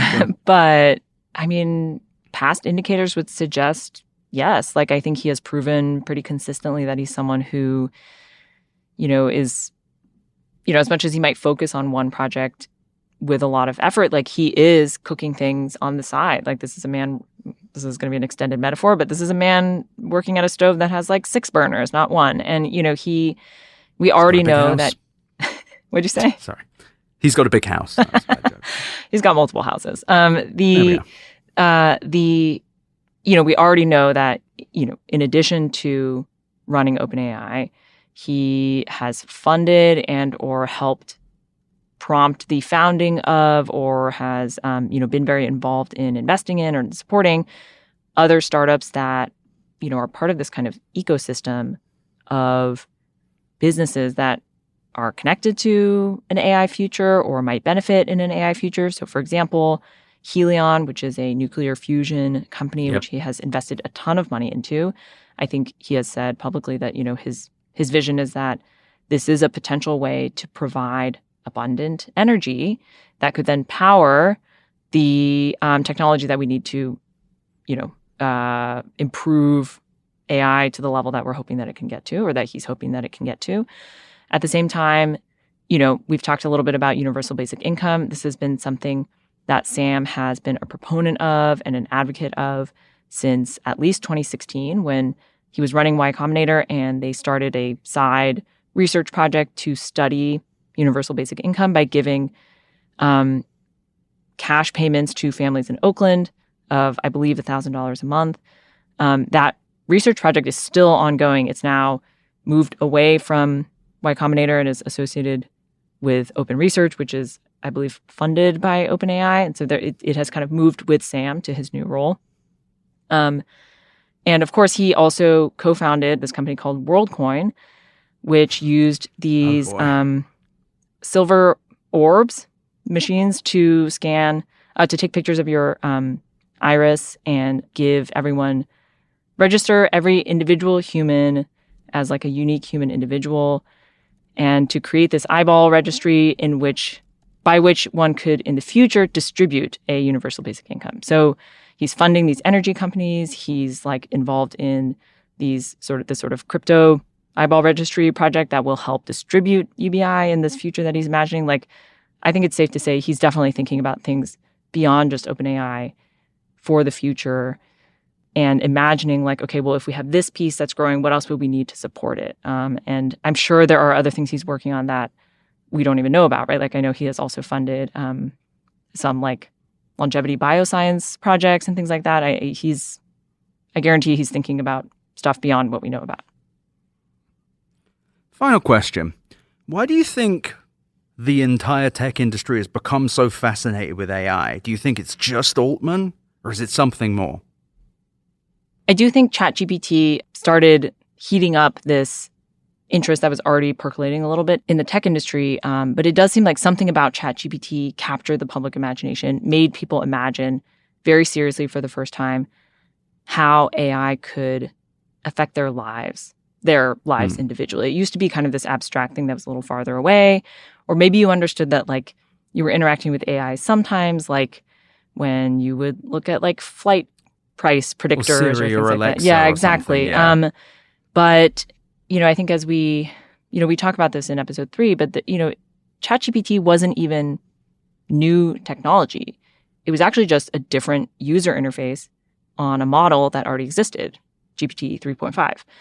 And so to me, that actually speaks, I guess, to the power of like making a technology accessible to everyone and in a way that was like easy to use and, for better or for worse, that kind of got a lot of people in this like public momentum of people thinking about AI feeling like it had rapidly increased its capabilities in a short period of time.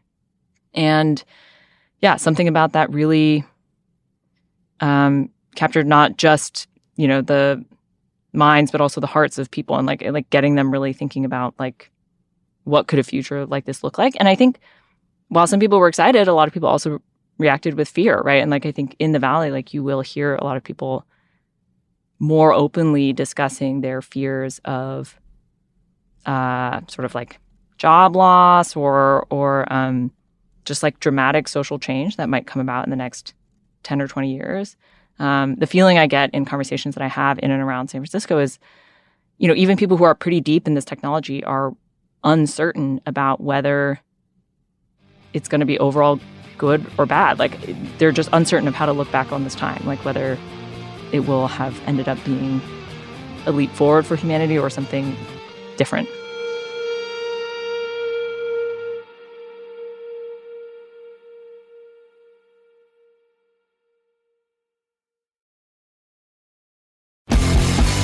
Altman has taken advantage of the fact that the tech industry might not have any hypergrowth markets left, knowing that ChatGPT is, much like Sam Altman, incredibly adept at mimicking depth and experience by parroting the experiences of those that have actually done things.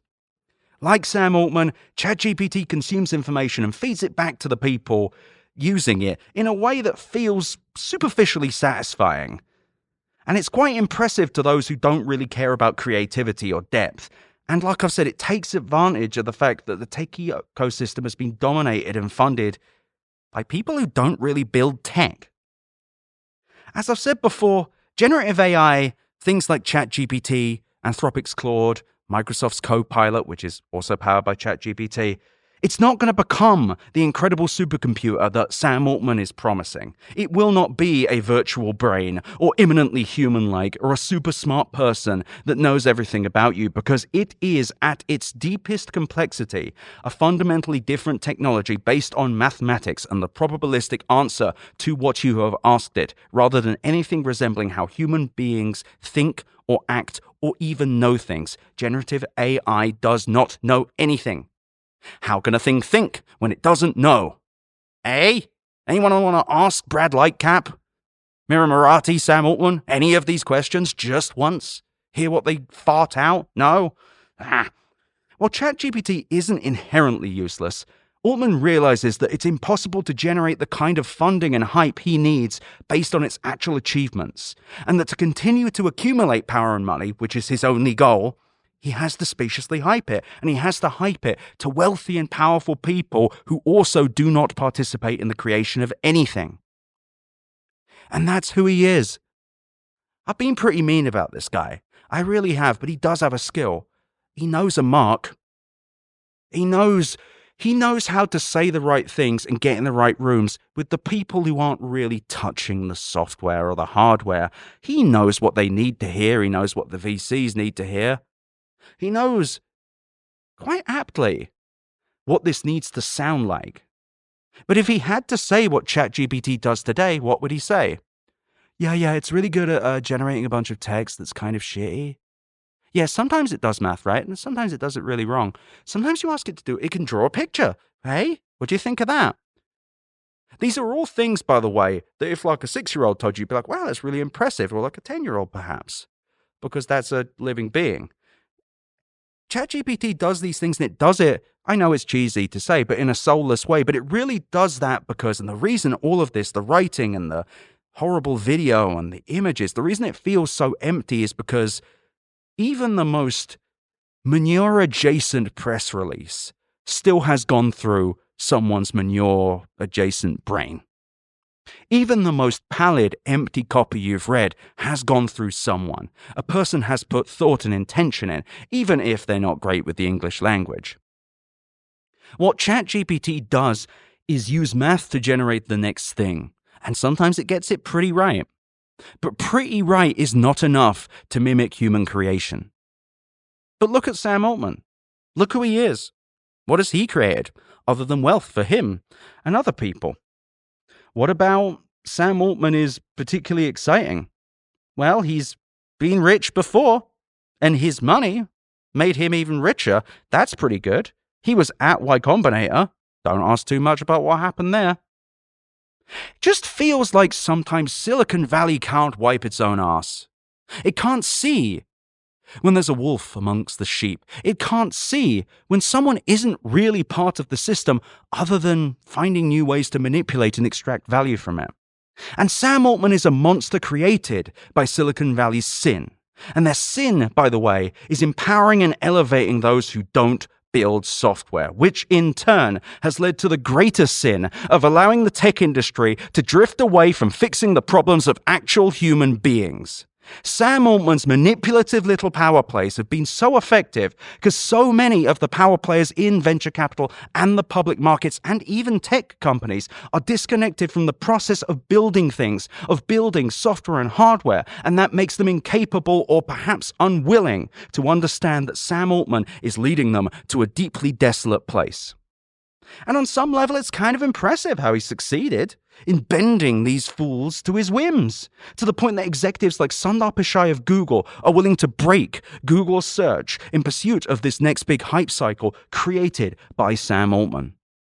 He might not create anything, but he's excellent at spotting market opportunities, even if these opportunities involve him transparently lying about the technology he creates, all while having his nasty little boosters further propagate these bullshit, mostly because they don't know. Or perhaps they don't care if Sam Altman's full of shit. Maybe it doesn't matter to them. It doesn't matter that Google search is still plagued with nonsensical AI answers that sometimes steal other people's work, or that AI in legal research has been proven to regularly hallucinate, which, by the way, is a problem that's impossible to fix. It's all happening because AI is the new thing that can be sold to the markets. And it's all happening because Sam Altman, intentionally or otherwise, has created a totally hollow hype cycle. And all of this is thanks to Sam Altman and a tech industry that's lost its ability to create things worthy of an actual hype cycle, to the point that this spacious, non-technical manipulator can lead it down this nasty, ugly, offensive, anti-tech path. The tech industry has spent years pissing off customers, with platforms like Facebook and Google actively making their products worse in the pursuit of perpetual growth, unashamedly turning their backs on the people that made them rich and acting with this horrifying contempt for their users. And I believe the result will be that tech is going to face a harsh reprimand from society. As I mentioned in the .com bubble, things are already falling apart, web traffic is already dropping. And what sucks is the people around Sam Altman should have been able to see this. Even putting aside his resume, I've listened to an alarming amount of Sam Altman talk. And I'm a public relations person. Who the hell am I? I'm someone who's been around a lot of people who make shit up. I've been around a lot of people whose job it is to kind of obfuscate things. And quite frankly, Altman's really obvious. I'm not going to do any weird lie-to-me-esque ways of proving he's lying. He just doesn't ever get pushed into any depth. No one ever asks him really technical questions, or even just a question like, "Hey, Sam, did you work on any of the code at OpenAI? What did you work on?" Yeah, I know you can't talk about the future, Sam, but how close are we actually to AGI? And if he says, "Oh, a few years," that's not specific enough, Sam. How about give me a ballpark? And then when he lies again, you say, "Okay, Sam, how do we get from generative AI to AGI?" And when he starts waffling, say, No, be specific, Sam. This is how you actually ask questions. And when you say things like this, by the way, to technical founders, they don't get worried. They don't obfuscate. They may say, "I can't talk about this due to legal things," which is fine. But they'll generally try and talk to you. Listen to any interview with any other technical AI person. Listen to them and then listen to Sam Altman. He's full of it. It's so obvious. And one deeply unfair thing with the Valley is there are people that get held to these standards. Early stage startups generally do. The ones that aren't handed to people like Altman or Alexis Ohanian of Reddit or Paul Graham or Reid Hoffman. They don't get those chances because they're not saying the things that need to be said to the venture capitalists. They're not in the circles. They're not doing the right things because the right things are no longer the right thing for the tech industry. And when all of this falls apart, Sam Altman's going to be fine. When this all collapses, he'll find something to blame it on. Market forces, a lack of energy breakthroughs, unfortunate economic things, all of that nonsense. And he'll remain a billionaire capable of doing anything he wants. The people that are going to suffer are the people working in Silicon Valley who aren't Sam Altman. The people that did not get born with a silver spoon in each hand and then handed further silver spoons as they walk the streets of San Francisco. People that don't live in 9,500 square foot mansions. The people trying to raise money who can't right now because all the VCs are obsessed with AI. The people that will get fired from public tech companies when a depression hits because the markets realize that the generative AI boom was a bubble. When they realize that the most famous people in tech have been making these promises for nobody other than the markets. Well, the markets need you to do something eventually, and I just don't think it's going to happen. And I think that we need to really think, why was Sam Altman allowed to get to this point? Why did so many people, like Paul Graham, like Reid Hoffman, like Brian Chesky, like Satya Nadella, back up this obvious con artist who has acted like this forever? And what sucks is, I don't know if the Valley's going to learn anything unless it's really bad. And I don't want it to be, by the way. I would love to be wrong. I would love for all of this to just be like, Sam Altman's actually a genius. Turns out the whole thing was not. No, it's not going to happen. And I worry that there is no smooth way out of this, that there is no way to just casually integrate OpenAI with Microsoft. because now there's an antitrust thing going in with Microsoft in acquiring Inflection AI, another AI company. And that's the thing. It feels like we are approaching a precipice here. And the only way to avoid it is for people to come clean, which is never going to happen. Or, of course, for Sam Altman not to be lying. For AGI to actually come out of OpenAI. And by the way, it's going to need to be in the next year. I don't think they've got even 3 quarters left. I think that once this falls apart, once the markets realize, oh shit, this is not profitable, this is not sustainable, they're going to walk away from it. When companies realize that generative AI is giving them a couple % profit, maybe, they're going to be pissed. Because this is not a stock rally worthy boondoggle. This is not going to be pretty. When things fall apart for NVIDIA, which is still over $1,000, when those orders stop coming in quite as fast, what do you think is going to happen to tech stocks? Startups are already having trouble raising money. And they're having trouble raising money because the people giving out the money are too disconnected from the creation of software and hardware. The only way to fix Silicon Valley perhaps is an apocalypse, perhaps is people like Sam Altman getting washed out. I don't want it to happen. I really must be bloody clear. But maybe it won't be apocalyptic.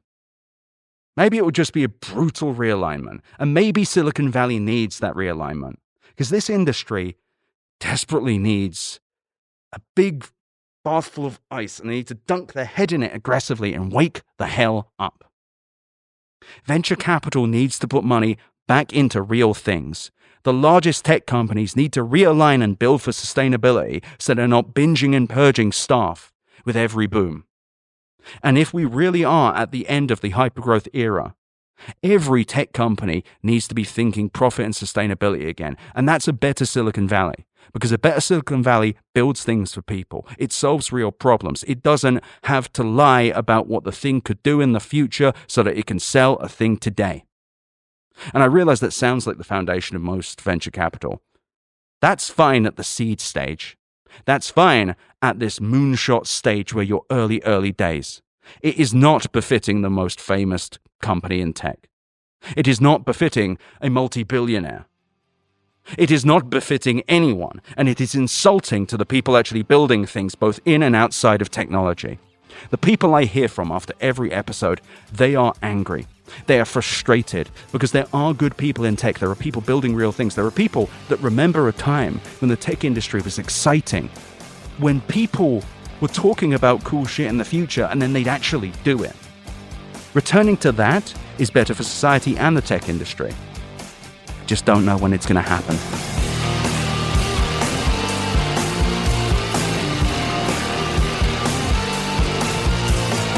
Thank you for listening to Better Offline. The editor and composer of the Better Offline theme song is Matt Osowski. You can check out more of his music and audio projects at matosowski.com. MATTOSOWSKI.com. You can email me at easy@betteroffline.com or visit betteroffline.com to find more podcast links and, of course, my newsletter. I also really recommend you go to chat.where'syourEd.at to visit the Discord and go to r/betteroffline to check out our Reddit. Thank you so much for listening. Better Offline is a production of Cool Zone Media. For more from Cool Zone Media, visit our website, coolzonemedia.com, or check us out on the iHeartRadio app, Apple Podcasts, or wherever you get your podcasts.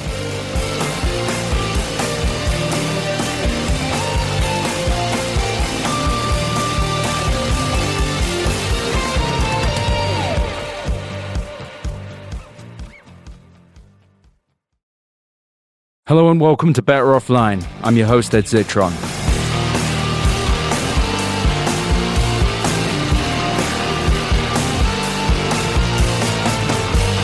Better Offline. It's been a hard couple of weeks. It's been pretty hard to focus. I've written a few newsletters, I've gone to Portugal, I've done a bunch of shit.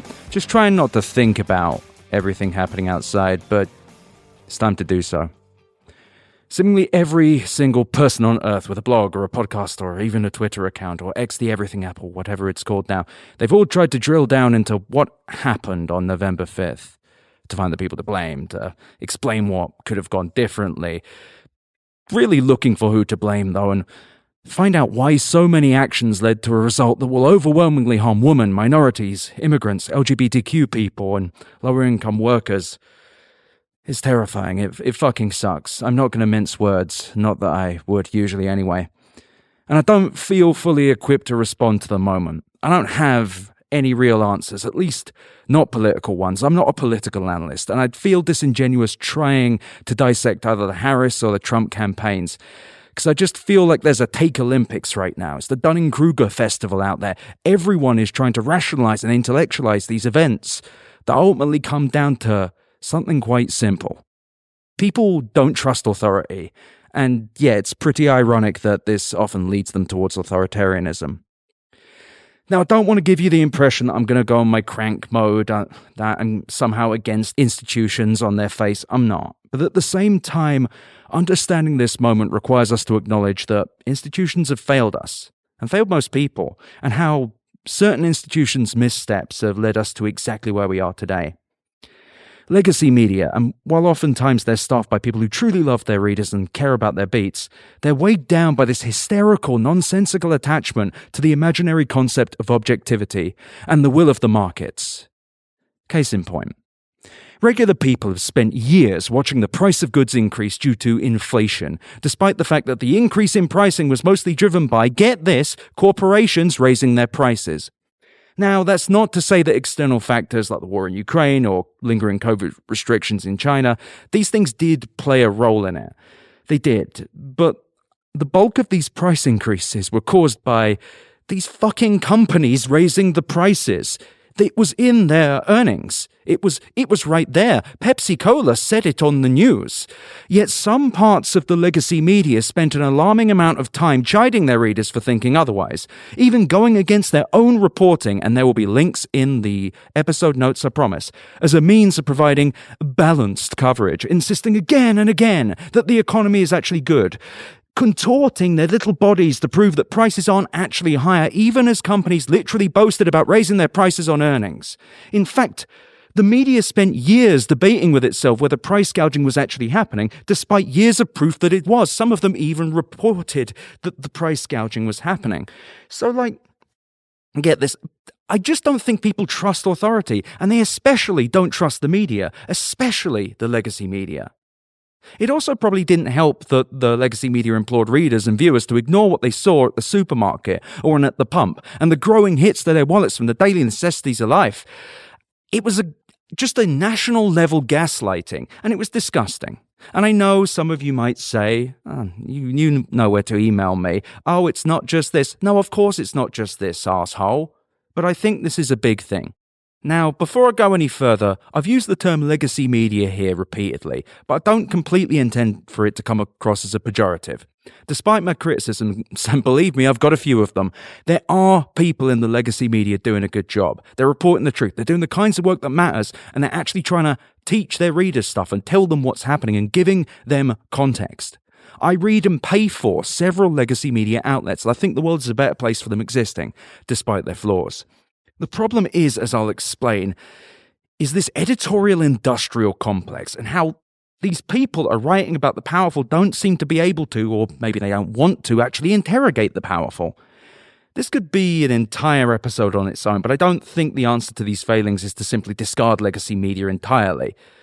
But I want to implore them to do better, and to strive for the values of truth hunting and truth-telling and actually explaining what's happening and criticizing the people that don't have PR firms and lobbying groups and lawyers and the means to protect themselves from the world. The time for fucking around is over, and we're currently finding out. Now, anyway, as you know, as a person existing in the real world, the price of everything has kept increasing, despite the fact that wages are stagnating. And it's forcing many of the poorest people to choose between food and fuel, or, I don't know, eating and having heat.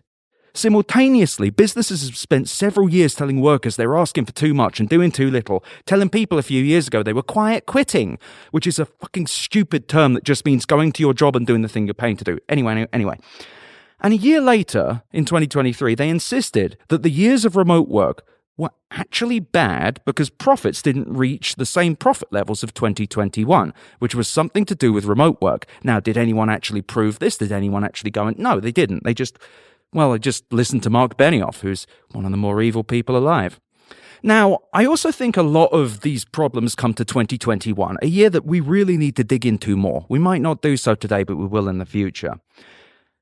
But one of the big things that punished workers and led to so many layoffs in 2023 was the fact that we couldn't get back to the post-lockdown boom of 2021, when everyone bought everything always as they left the house for the first time in a while.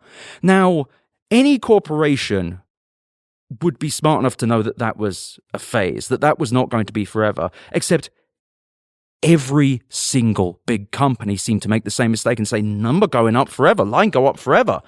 When it didn't, well, they started punishing workers and they started thinking, well, could it be that we as companies, we set unrealistic expectations for the markets and we just thought that we'd keep growing forever? Or maybe it was the people using the computer at home. Yeah, that seems way better. Anyway, while the majority of people don't work remotely, from talking to the people I know outside of tech or business, there's this genuine sense that the media has allied itself with the bosses. And I imagine it's because of the many articles that literally call workers lazy and have done so for years. Yet when it comes to the powerful, legacy media doesn't seem to have that much piss and vinegar. They just have much more guarded critiques. The appetite for shaming and finger-wagging, it's always directed at middle and working-class workers and seemingly disappears when a person has a 3-character job title like CEO. It's fucking stupid, it's insulting, and yes, it's demoralizing for the average person.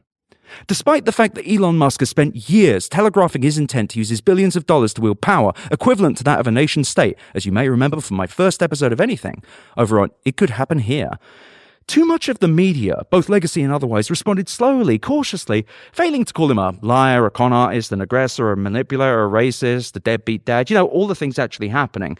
No. They kind of danced around him. They reported stories that might make you think that they maybe noticed it, but there was this desperation to guard objectivity. And it was just... it lacked any real intent. It lacked any interest in calling account to a man who has pretty much bought an election for Donald Trump. A racist billionaire using his outsized capital to bend society to his will just isn't a fucking problem for the media, or at least not as much of a problem as a worker who might not work 50 to 100 hours a week for a boss who makes 130 times what they do. The news, at least outside of the right wing, is always separate from opinion, always guarded, always safe, for fear that they might piss somebody off and be declared biased, something that happens anyway. And while there are columnists that are given some space to have their own thoughts, sometimes in the newspaper, sometimes online, the stories themselves are delivered with the kind of reserved tone that often fails to express any actual consequences or context around the news itself, and just doesn't seem to care about making sure that the reader or listener learns something. My mate Casey has a good point about podcasts, and I'd apply it to some of the news too, that there's too much stuff out there that is there to make you feel intelligent rather than make you intelligent. And I think this falls into it. Now, this isn't to say that outlets are incapable of doing this correctly. I love the Washington Post. They've done an excellent job on analyzing major tech stories. But a lot of these outlets feel custom-built to be bulldozed the moment an authoritarian turns up. This force that exists to crush those desperately attached to norms and objectivity. Authoritarians know that their ideologically charged words will be quoted ad verbatim with the occasional, this could mean, little dribble, this drizzle, this spunk of context that's lost in the headline that repeats exactly what the fucking authoritarian wants them to. And guess what? Some people don't read the article, they just read the headline. And Musk is the most brutal example of this, by the way. Despite the fact that he's turned Twitter into a website pump full of racism and hatred that literally helped make Donald Trump president, Musk was still able to get mostly positive coverage from the majority of the mainstream media for his fucking robo-taxi nonsense, despite the fact that he spent the best part of a decade lying about what Tesla will do next. There are entire websites just based on how much Elon Musk lies, yet they still report this shit. It makes me very upset. And it doesn't matter that some of these outlets, by the way, had accompanying coverage that suggested that the markets weren't impressed by Tesla's theoretical robo-taxi plans or their fake-ass robots run by people. Musk is still able to use the media's desperation for objectivity against them, and he knows that they never dare to combine reporting on stuff with thinking about stuff for fear that Elon Musk might say they're biased, which he has been doing for years. Do you see my goddamn point yet? And this, by the way, is not always the fault of the writers. There are entire foundations of editors that have more faith in the markets and the powerful than they do the people writing or the people reading their fucking words. And above them are entire editorial superstructures that exist to make sure that the editorial vision never colors too far outside the lines or informs people a little too much. I'm not even talking about Jeff Bezos or Lauren Powell Jobs or any number of billionaires who own any number of publications, but the editors editing business and tech reports who don't know anything about business and tech, or the senior editors that are terrified of any byline that might dare get the outlet under fire from somebody who could call their boss. It's fucking cowardice.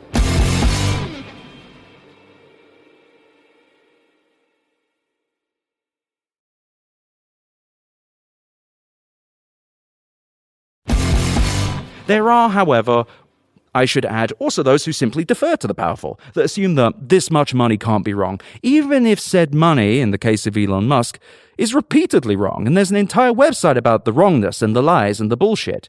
And I'm talking about Elon Musk still, obviously. These editors are the people that look at the current crop of powerful tech companies that have failed to deliver any truly meaningful innovation in years, and they go, ooh, send me more, daddy, show me more of the apps. It's fucking disgraceful. Just look at the coverage of Sam Altman from last year. You know, the guy who spent years lying about what AI can do. And tell me why every single thought he says must be uncritically catalogued. His every goddamn decision applauded. His every claim trumpeted as certain. His brittle little company that burns $5 billion a year talked about like it's a fucking living god. Sam Altman is a liar who's been fired from 2 companies, including OpenAI, and yet because he's a billionaire with a buzzy company, he's left totally unscathed. The powerful get a completely different set of rules to live by and exist in a totally different media environment. They're geniuses, entrepreneurs, firebrands. Their challenges are framed as missteps and their victories framed as certainties by the same outlets that told us that we were quiet quitting and that the economy is actually good and that we're the problem for high prices. While it's correct to suggest that the right wing is horrendously ideological, and they're terribly biased, it's very hard to look at the rest of the media and claim that they're not. The problem is that the so-called left media, which usually is just the center, isn't biased towards what we may consider left-wing causes like universal healthcare, strong unions, expanded social safety nets, the stuff that would actually be helpful. No, they're biased in favor of filleting an ever-growing carousel of sociopathic billionaire assholes, elevating them to the status of American royalty, where they exist above expectations and norms that you and I must live by. This is the definition of elitism. The media has literally created a class of people who can lie and cheat and steal, and rather than condemn them for it, they're celebrated. While it might feel a little tangential to bring technology into this, I truly believe that everybody is affected by the rot economy, the growth at all costs ecosystem where the number must always go up because everybody is using technology all the time and the technology in question is getting worse. This election cycle saw more than 25 billion text messages sent to potential voters, and seemingly every website was crammed full of random election advertising. Here's the thing about elections. They're not really always about policy. No, they're a referendum on the incumbent party or president, and by proxy a poll on how people feel. And the reality is that most people are fucking miserable. There's this all-encompassing feeling that things are just harder now. It's harder to pay your bills. It's harder to keep in touch with your friends. It's harder to start a family. It's harder to buy a house. It's harder to fall in love. It's harder to do everything. And what we're seeing is an enshittification of existence, to use Mr. Doctorow's phrase. Everything just, I don't want to be this much of a curmudgeon, but everything just kind of sucks. It's all terrible, it's miserable, and hardly anyone thinks it's going to get better. And this creates the kind of fertile conditions for a strongman to emerge, one who arises and says that only he can fix things, even if he spent 4 years proving how he could not. And the problem for Democrats and for institutions more broadly is that the all-encompassing nature of this milieu is kind of hard to solve. It's hard to change the perception that everything's terrible when you're reminded of it when you're trying to do the most basic of tasks. Our phones are full of notifications trying to growth hack us into doing things that companies want. Our apps are full of microtransactions. Our websites are slower and harder to use with endless demands of our emails and our phone numbers and the need to log back in because they couldn't possibly lose $1 to someone who dared to consume a Washington Post article. And yes, I'm talking about the Post, which I fucking pay for, despite the fact it logs me out all the time. Our social networks are so algorithmically charged that they barely show us the things we want them to anymore, with executives dedicated to filling our feeds full of AI-generated slop, because despite being the customer, we're also the revenue mechanism. Our search engines do less as a means of making us use them more. Our dating apps have become vehicles of private equity to add a toll to falling in love. Our video games are constantly nagging us to give them more money, and despite it costing money and being attached to our account, we don't actually own any of the streaming media we purchase. We're drowning in spam, both in our emails and our phones, and at this point in our lives, we've probably agreed to 3 million pages of privacy policies allowing companies to use our information as they see fit. We get 1 value transaction with every company. They get 11. They get 100. We really actually don't know because there's no legislation to tell us what they're fucking doing.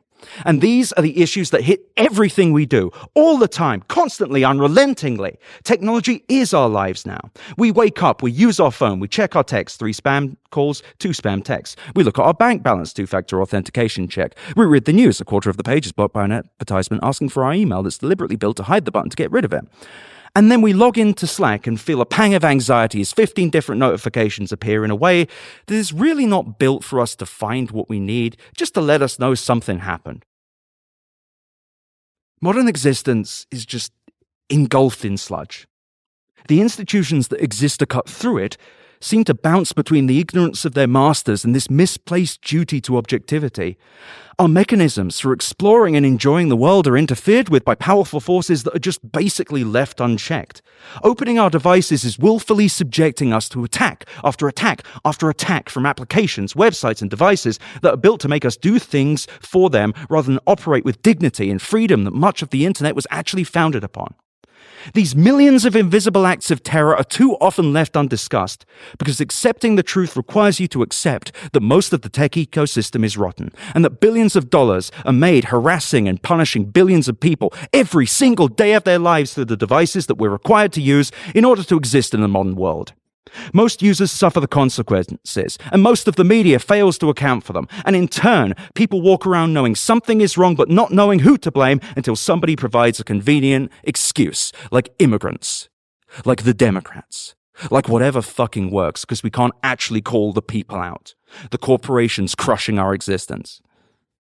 Why wouldn't people crave change? Why wouldn't people be angry? Living in the current world absolutely fucking sucks sometimes. It's miserable. It's bereft of industry and filthy with manipulation.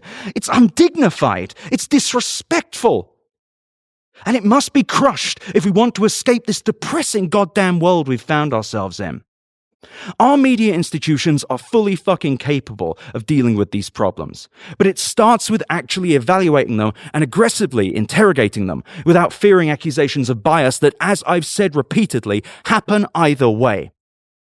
The truth is that the media is more afraid of accusations of bias than they are of misleading their readers. And while that seems like a slippery slope, and it may very well be one, there must be room to inject the writer's voice back into their work, and a willingness to call out bad actors as such, no matter how rich they are, no matter how big their products are, no matter how willing they are to bark and scream that things are unfair as they accumulate more power and money. We need context in our news. We need it. We need it now. We need opinion. We need voice. We need character. We need life. Because as long as we follow this bullshit objectivity path, we're screwed. And if you're in the tech industry and hearing this and saying, oh, the media's too critical of tech, you're flat fucking wrong. Kiss my asshole. Everything we're seeing happening right now is a direct result of a society that let technology and the ultra-rich run rampant, free of both the governmental guardrails that might have stopped them and the media ecosystem that might have actually held them in check.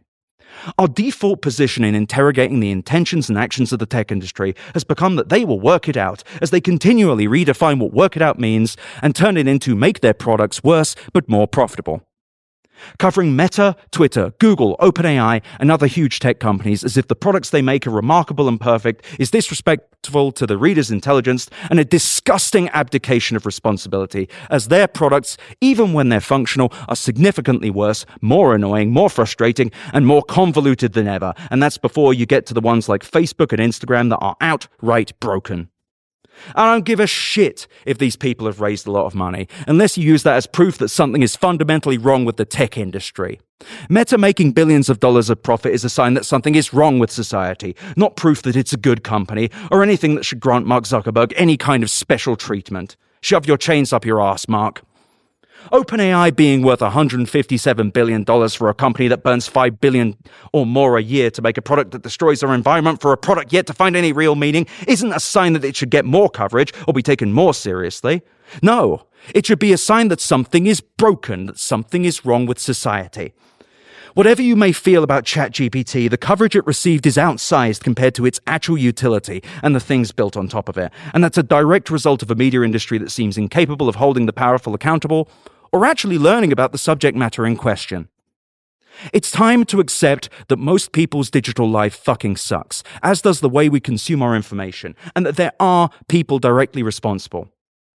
Be as angry as you want at Jeff Bezos, whose wealth and the inherent cruelty of Amazon's labor practices makes him an obvious target, but please don't forget Mark Zuckerberg, Elon Musk, Sundar Pichai, Tim Cook, and every single other tech executive that has allowed our digital experiences to become fucked up through algorithms that we know nothing about. Similarly, governments have entirely failed to push through any legislation that might stop the rot, both in terms of dominance and opaqueness of algorithmic manipulation and the ways in which tech products exist with few real quality standards. We may have, at least for now, consumer standards for the majority of consumer goods, but software is left effectively untouched, which is why so much of our digital lives are such unfettered dog shit. And if you're hearing this and saying I'm being a hater or a pessimist, shut the fuck up. I'm tired of you. I'm so fucking tired of being told to calm down about this as we stare down the barrel of 4 years of authoritarianism built on top of the decay of our lives, both physical and digital, with a media ecosystem that doesn't do a great job explaining what's being done to the people in an ideologically consistent way. There's this extremely common assumption in the tech media, based on what I'm really not sure, that these companies are all doing a good job, and that good job means having lots of users and making lots of money, and it drives tons of editorial decision-making. If 3/4 of the biggest car manufacturers were making record profits by making half of their cars with a brake that sometimes didn't work, that'd be international news. Government inquiries would happen, people would go to prison, and this isn't even conjecture, it actually happened. After Volkswagen was caught deliberately programming its engines to only meet emission standards during laboratory testing, they were left to spew excessive pollution into the real world. But once lawmakers found out, they responded with civil and criminal action. The executives and engineers responsible were indicted. One received 7 years in jail, and their former CEO is currently being tried in Germany and being indicted in the US too. And here we are in the tech industry. Facebook barely works, used to ignite genocides and bully people and harass teen girls. Pedophiles run rampant on there. There was a Wall Street Journal story about it. They're fine.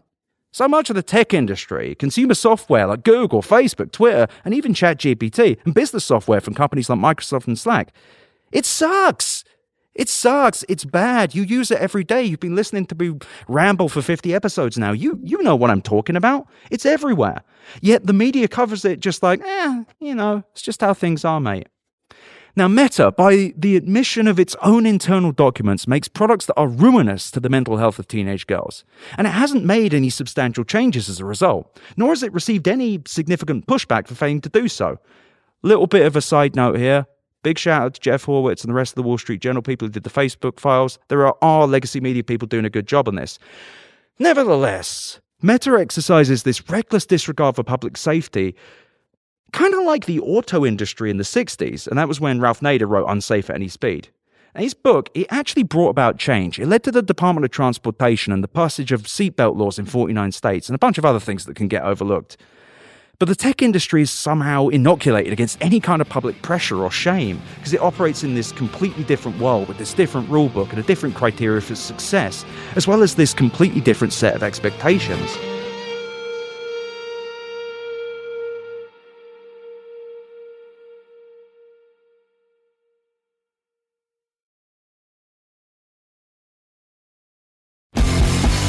By allowing the market to become disconnected from the value it creates, we enable companies like, NVIDIA, that reduce the quality of their services as they make more money for their GeForce Now service, or Facebook. They can just destroy our political discourse so they can facilitate genocide in Myanmar. And then, well, they get headlines about how good a CEO Mark Zuckerberg is and how cool his chains are and how everything's just fine with Facebook and they're making more money. No. I actually want to take a step back, though. I want to take a little bit of step back. I previously mentioned, I said it twice now, Meta enables genocide and it destroys our political discourse. I want to be clear. When I say that everything is justified at Meta, I'm actually quoting their chief technology officer. That's quite literally what Andrew Bosworth said in an internal memo from 2016, where he said that, and I quote, all the work Facebook does in growth is justified, even if that includes, and I'm quoting him directly, somebody dying in a terrorist attack coordinated using Facebook's tools. Now, the mere mention of violent crime is enough to create reams of articles questioning whether society is safe and whether we need more plastic in our Walgreens. Yet our digital lives are this wasteland that people still discuss like a utopia. Seriously, putting aside the social networks, have you visited a website on the phone recently? Have you tried to use a new app? Have you tried to buy something online starting with a Google search? Within those experiences, has anything gone wrong? You know it. I know it has. You know it has. It's time to wake up. We, the users of products, we're at war with the products we're using and the people that make them. And right now, we are losing. The media must realign to fight for how things should be.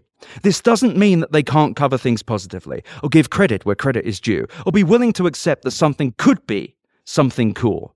But what has to change is the evaluation of the products themselves, which have been allowed to decay to a level that has become at best annoying and at worst actively harmful for society.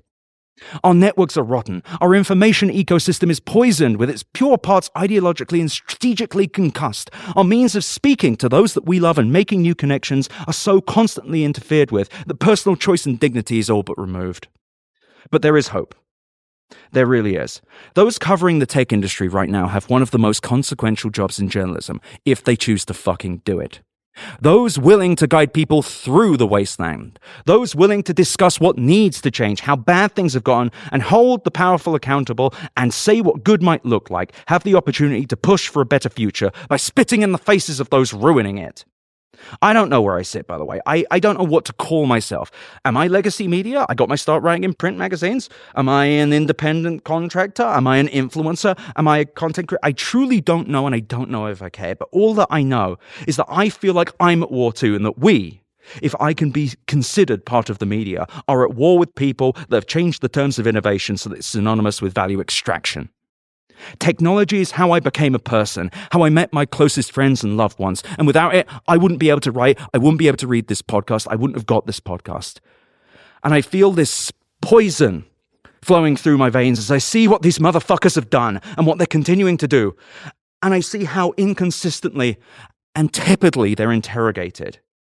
Now is the time to talk bluntly about what is happening.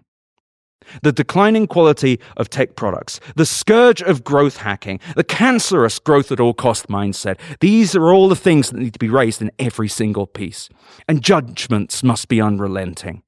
The companies will squeal, that they're being so unfairly treated by the biased legacy media. Save me. Hey, Nilay Patel, interview with Sundar Pichai. This is how you sounded when you handed him your phone. It was pathetic. They should be scared of you, Nilay. The powerful should be scared of the media. They shouldn't be sitting there sending letters to the editor like fucking customer support. No. They should see this podcast. They should see these newsletters. They should see everything published by the tech media and go, uh-oh. And there can be good people. There can be good boys and girls and others. There can be plenty of people that make good products and get great press for it.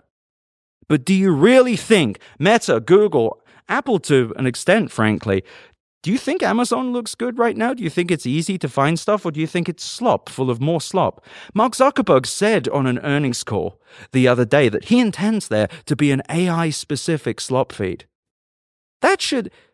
These are harmful things. This is pouring vats of oil into rivers and then getting told you're the best boy in town.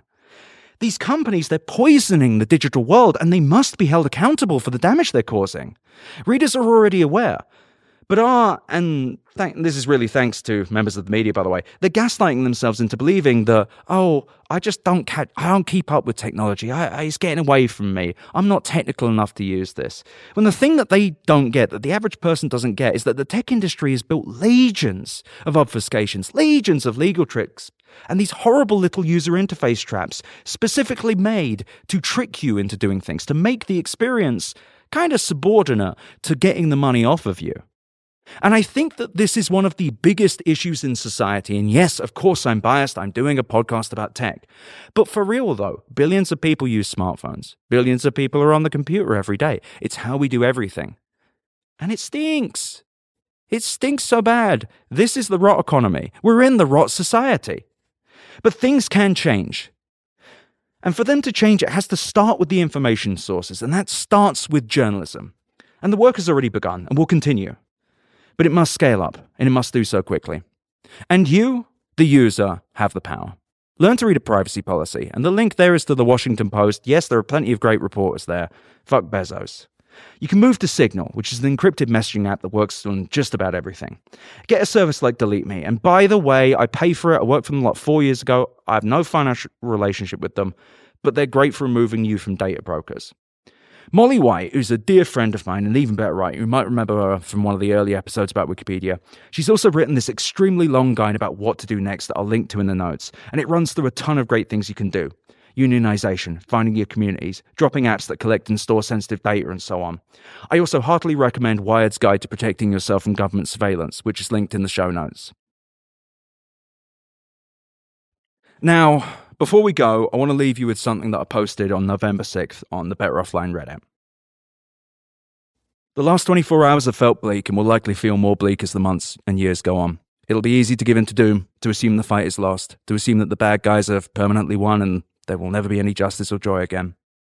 Now's the time for solidarity, to crystallize around ideas that matter, even if their position in society is delayed, even as the clouds darken and the storms brew and the darkness feels all-encompassing and suffocating.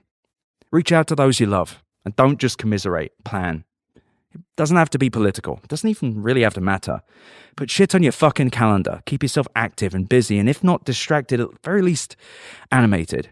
Darkness feeds on idleness. Darkness feasts on a sense of failure and a sense of inability to make change. You don't know me very well, but know that I'm aware of the darkness and the sadness and the suffocation of when things feel overwhelming. Give yourself some mercy, and in the days to come, don't castigate yourself for feeling gutted. Then keep going. I realize it's little solace to think, well, if I keep saying stuff out loud, things will get better, but I promise you doing so has an effect and actually matters. Keep talking about how fucked up things are. Make sure it's written down, make sure it's spoken cleanly, and with the rage and fire and piss and vinegar it deserves. Things will change for the better, even if it takes more time than it should. Look, I know I'm imperfect.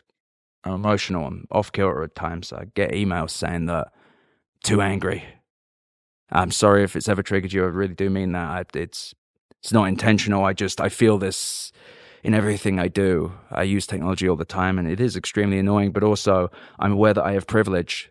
And the more privilege you have within tech, the more you're able to escape the little things. Go and buy a cheap laptop today. Try and see what a $200, $300 laptop is. It's slow. It's full of 18 pop-ups trying to sell you access to cloud storage, to shit that you'll never use, tricking grannies and people who can't afford laptops, or people that just don't know.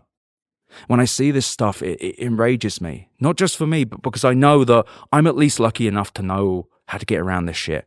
Spent most of my life online, spent most of my life playing with tech. I know how it works. And I know I have my tangents and my biases, but I wear them kind of like my heart on my sleeve. I care about all of this stuff in a way that might be a little different to some. And it's because I've watched an industry that really made me as a person, that allowed me to grow as a person, to actually meet people, to not feel as alone. And I imagine some of you feel like this too. And then watching what happens to it every day, watching the people who get so rich off of making it so much worse, and then seeing what happened on November 5th. And you can draw a line from it. People are scared, they're lost. Their lives are spent digitally, and your digital lives are just endless terrorism, endless harm. Some of you know your way around tech so you can escape some of it, but it's impossible to escape all of it. Try meeting people these days. You can't. Everything is online. And everything online, everything on your phone is mitigated and interfered with. It's an assault on your senses, one deprived of dignity. And I see the people doing this, and it fills me full of fucking rage. And it makes me angry for you and for me. For my son growing up in what will probably be a worse world. For my friends and loved ones who are harder to see, harder to speak to, whose lives too are interfered with. And there are the millions and millions of people who have no fucking idea it's happening, that just exist in this swill, in this active digital terrorism, poked and prodded and nagged and notified constantly. And early on in this, I got a message saying, don't tell people to be angry. And I stick by that. But I'm not going to hide that I am. I'm not going to hide the pain I feel. I'm not going to hide the pain I feel seeing this shit happen. And I've watched this thing that I love, technology. Really do love tech. I really do deeply. I've watched it corrupted and broken, and the people breaking it, they don't just make billions of dollars, they get articles and they get interviewed on the news.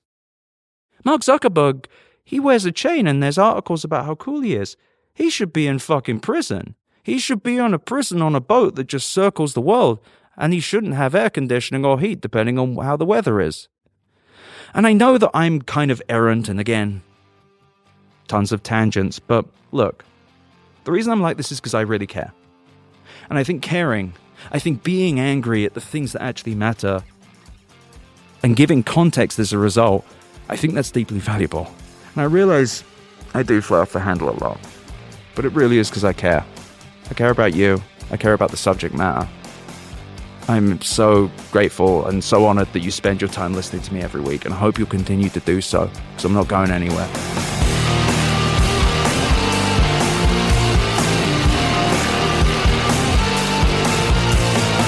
Thank you for listening to Better Offline. The editor and composer of the Better Offline theme song is Matt Osowski. You can check out more of his music and audio projects at matosowski.com. MATTOSOWSKI.com. You can email me at easy@betteroffline.com or visit betteroffline.com to find more podcast links and, of course, my newsletter.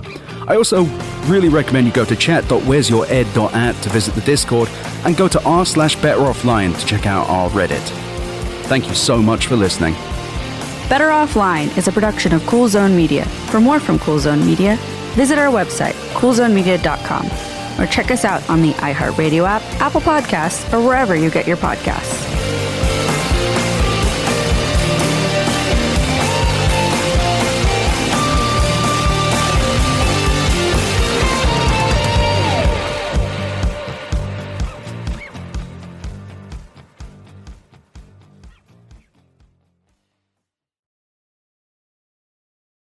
Hey everyone, it's Emily Simpson and Shane Simpson from the Legally Brunette podcast. Each week, we're bringing you true crime through a legal lens. Whether you want all the facts on the disappearance of Nancy Guthrie, or you still need to wrap your head around the Diddy verdict, we're breaking it all down step by step. And we're not just lawyers, we're also husband and wife. It makes for some pretty entertaining episodes. Listen to Legally Brunette on the iHeartRadio app, Apple Podcasts, or wherever you get your podcasts.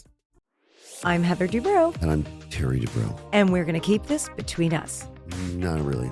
The TMZ guy walks up to me and goes, Terry, what do you think about Bradley Cooper? They asked him and they said he's not had any plastic surgery. But I mean, what's the latest rumor? I'm gay, right? Isn't that the latest rumor? Yes. First of all, if I were gay, I would be gay. Listen to Between Us on America's #1 podcast network, iHeart. Follow Between Us and start listening on the free iHeartRadio app today. On June 11th, 1998, a deputy from the Los Angeles County Sheriff's Department went missing. Hey, if they'll kill a cop and bury him, what are they going to do to me? What really happened to the missing deputy? Valley of Shadows, a new series from Pushkin Industries about crime and corruption in California's high desert. Listen to Valley of Shadows on the iHeartRadio app, Apple Podcasts, or wherever you get your podcasts. When segregation was a law, one mysterious black club owner, Charlie Fitzgerald, had his own rules. Segregation in the day, integration at night. It was like stepping in another world. Was he a businessman, a criminal, a hero? Charlie was an example of power. They had to crush him. Charlie's Place, from Atlas Obscura and Visit Myrtle Beach. Listen to Charlie's Place on the iHeartRadio app, Apple Podcasts, or wherever you get your podcasts.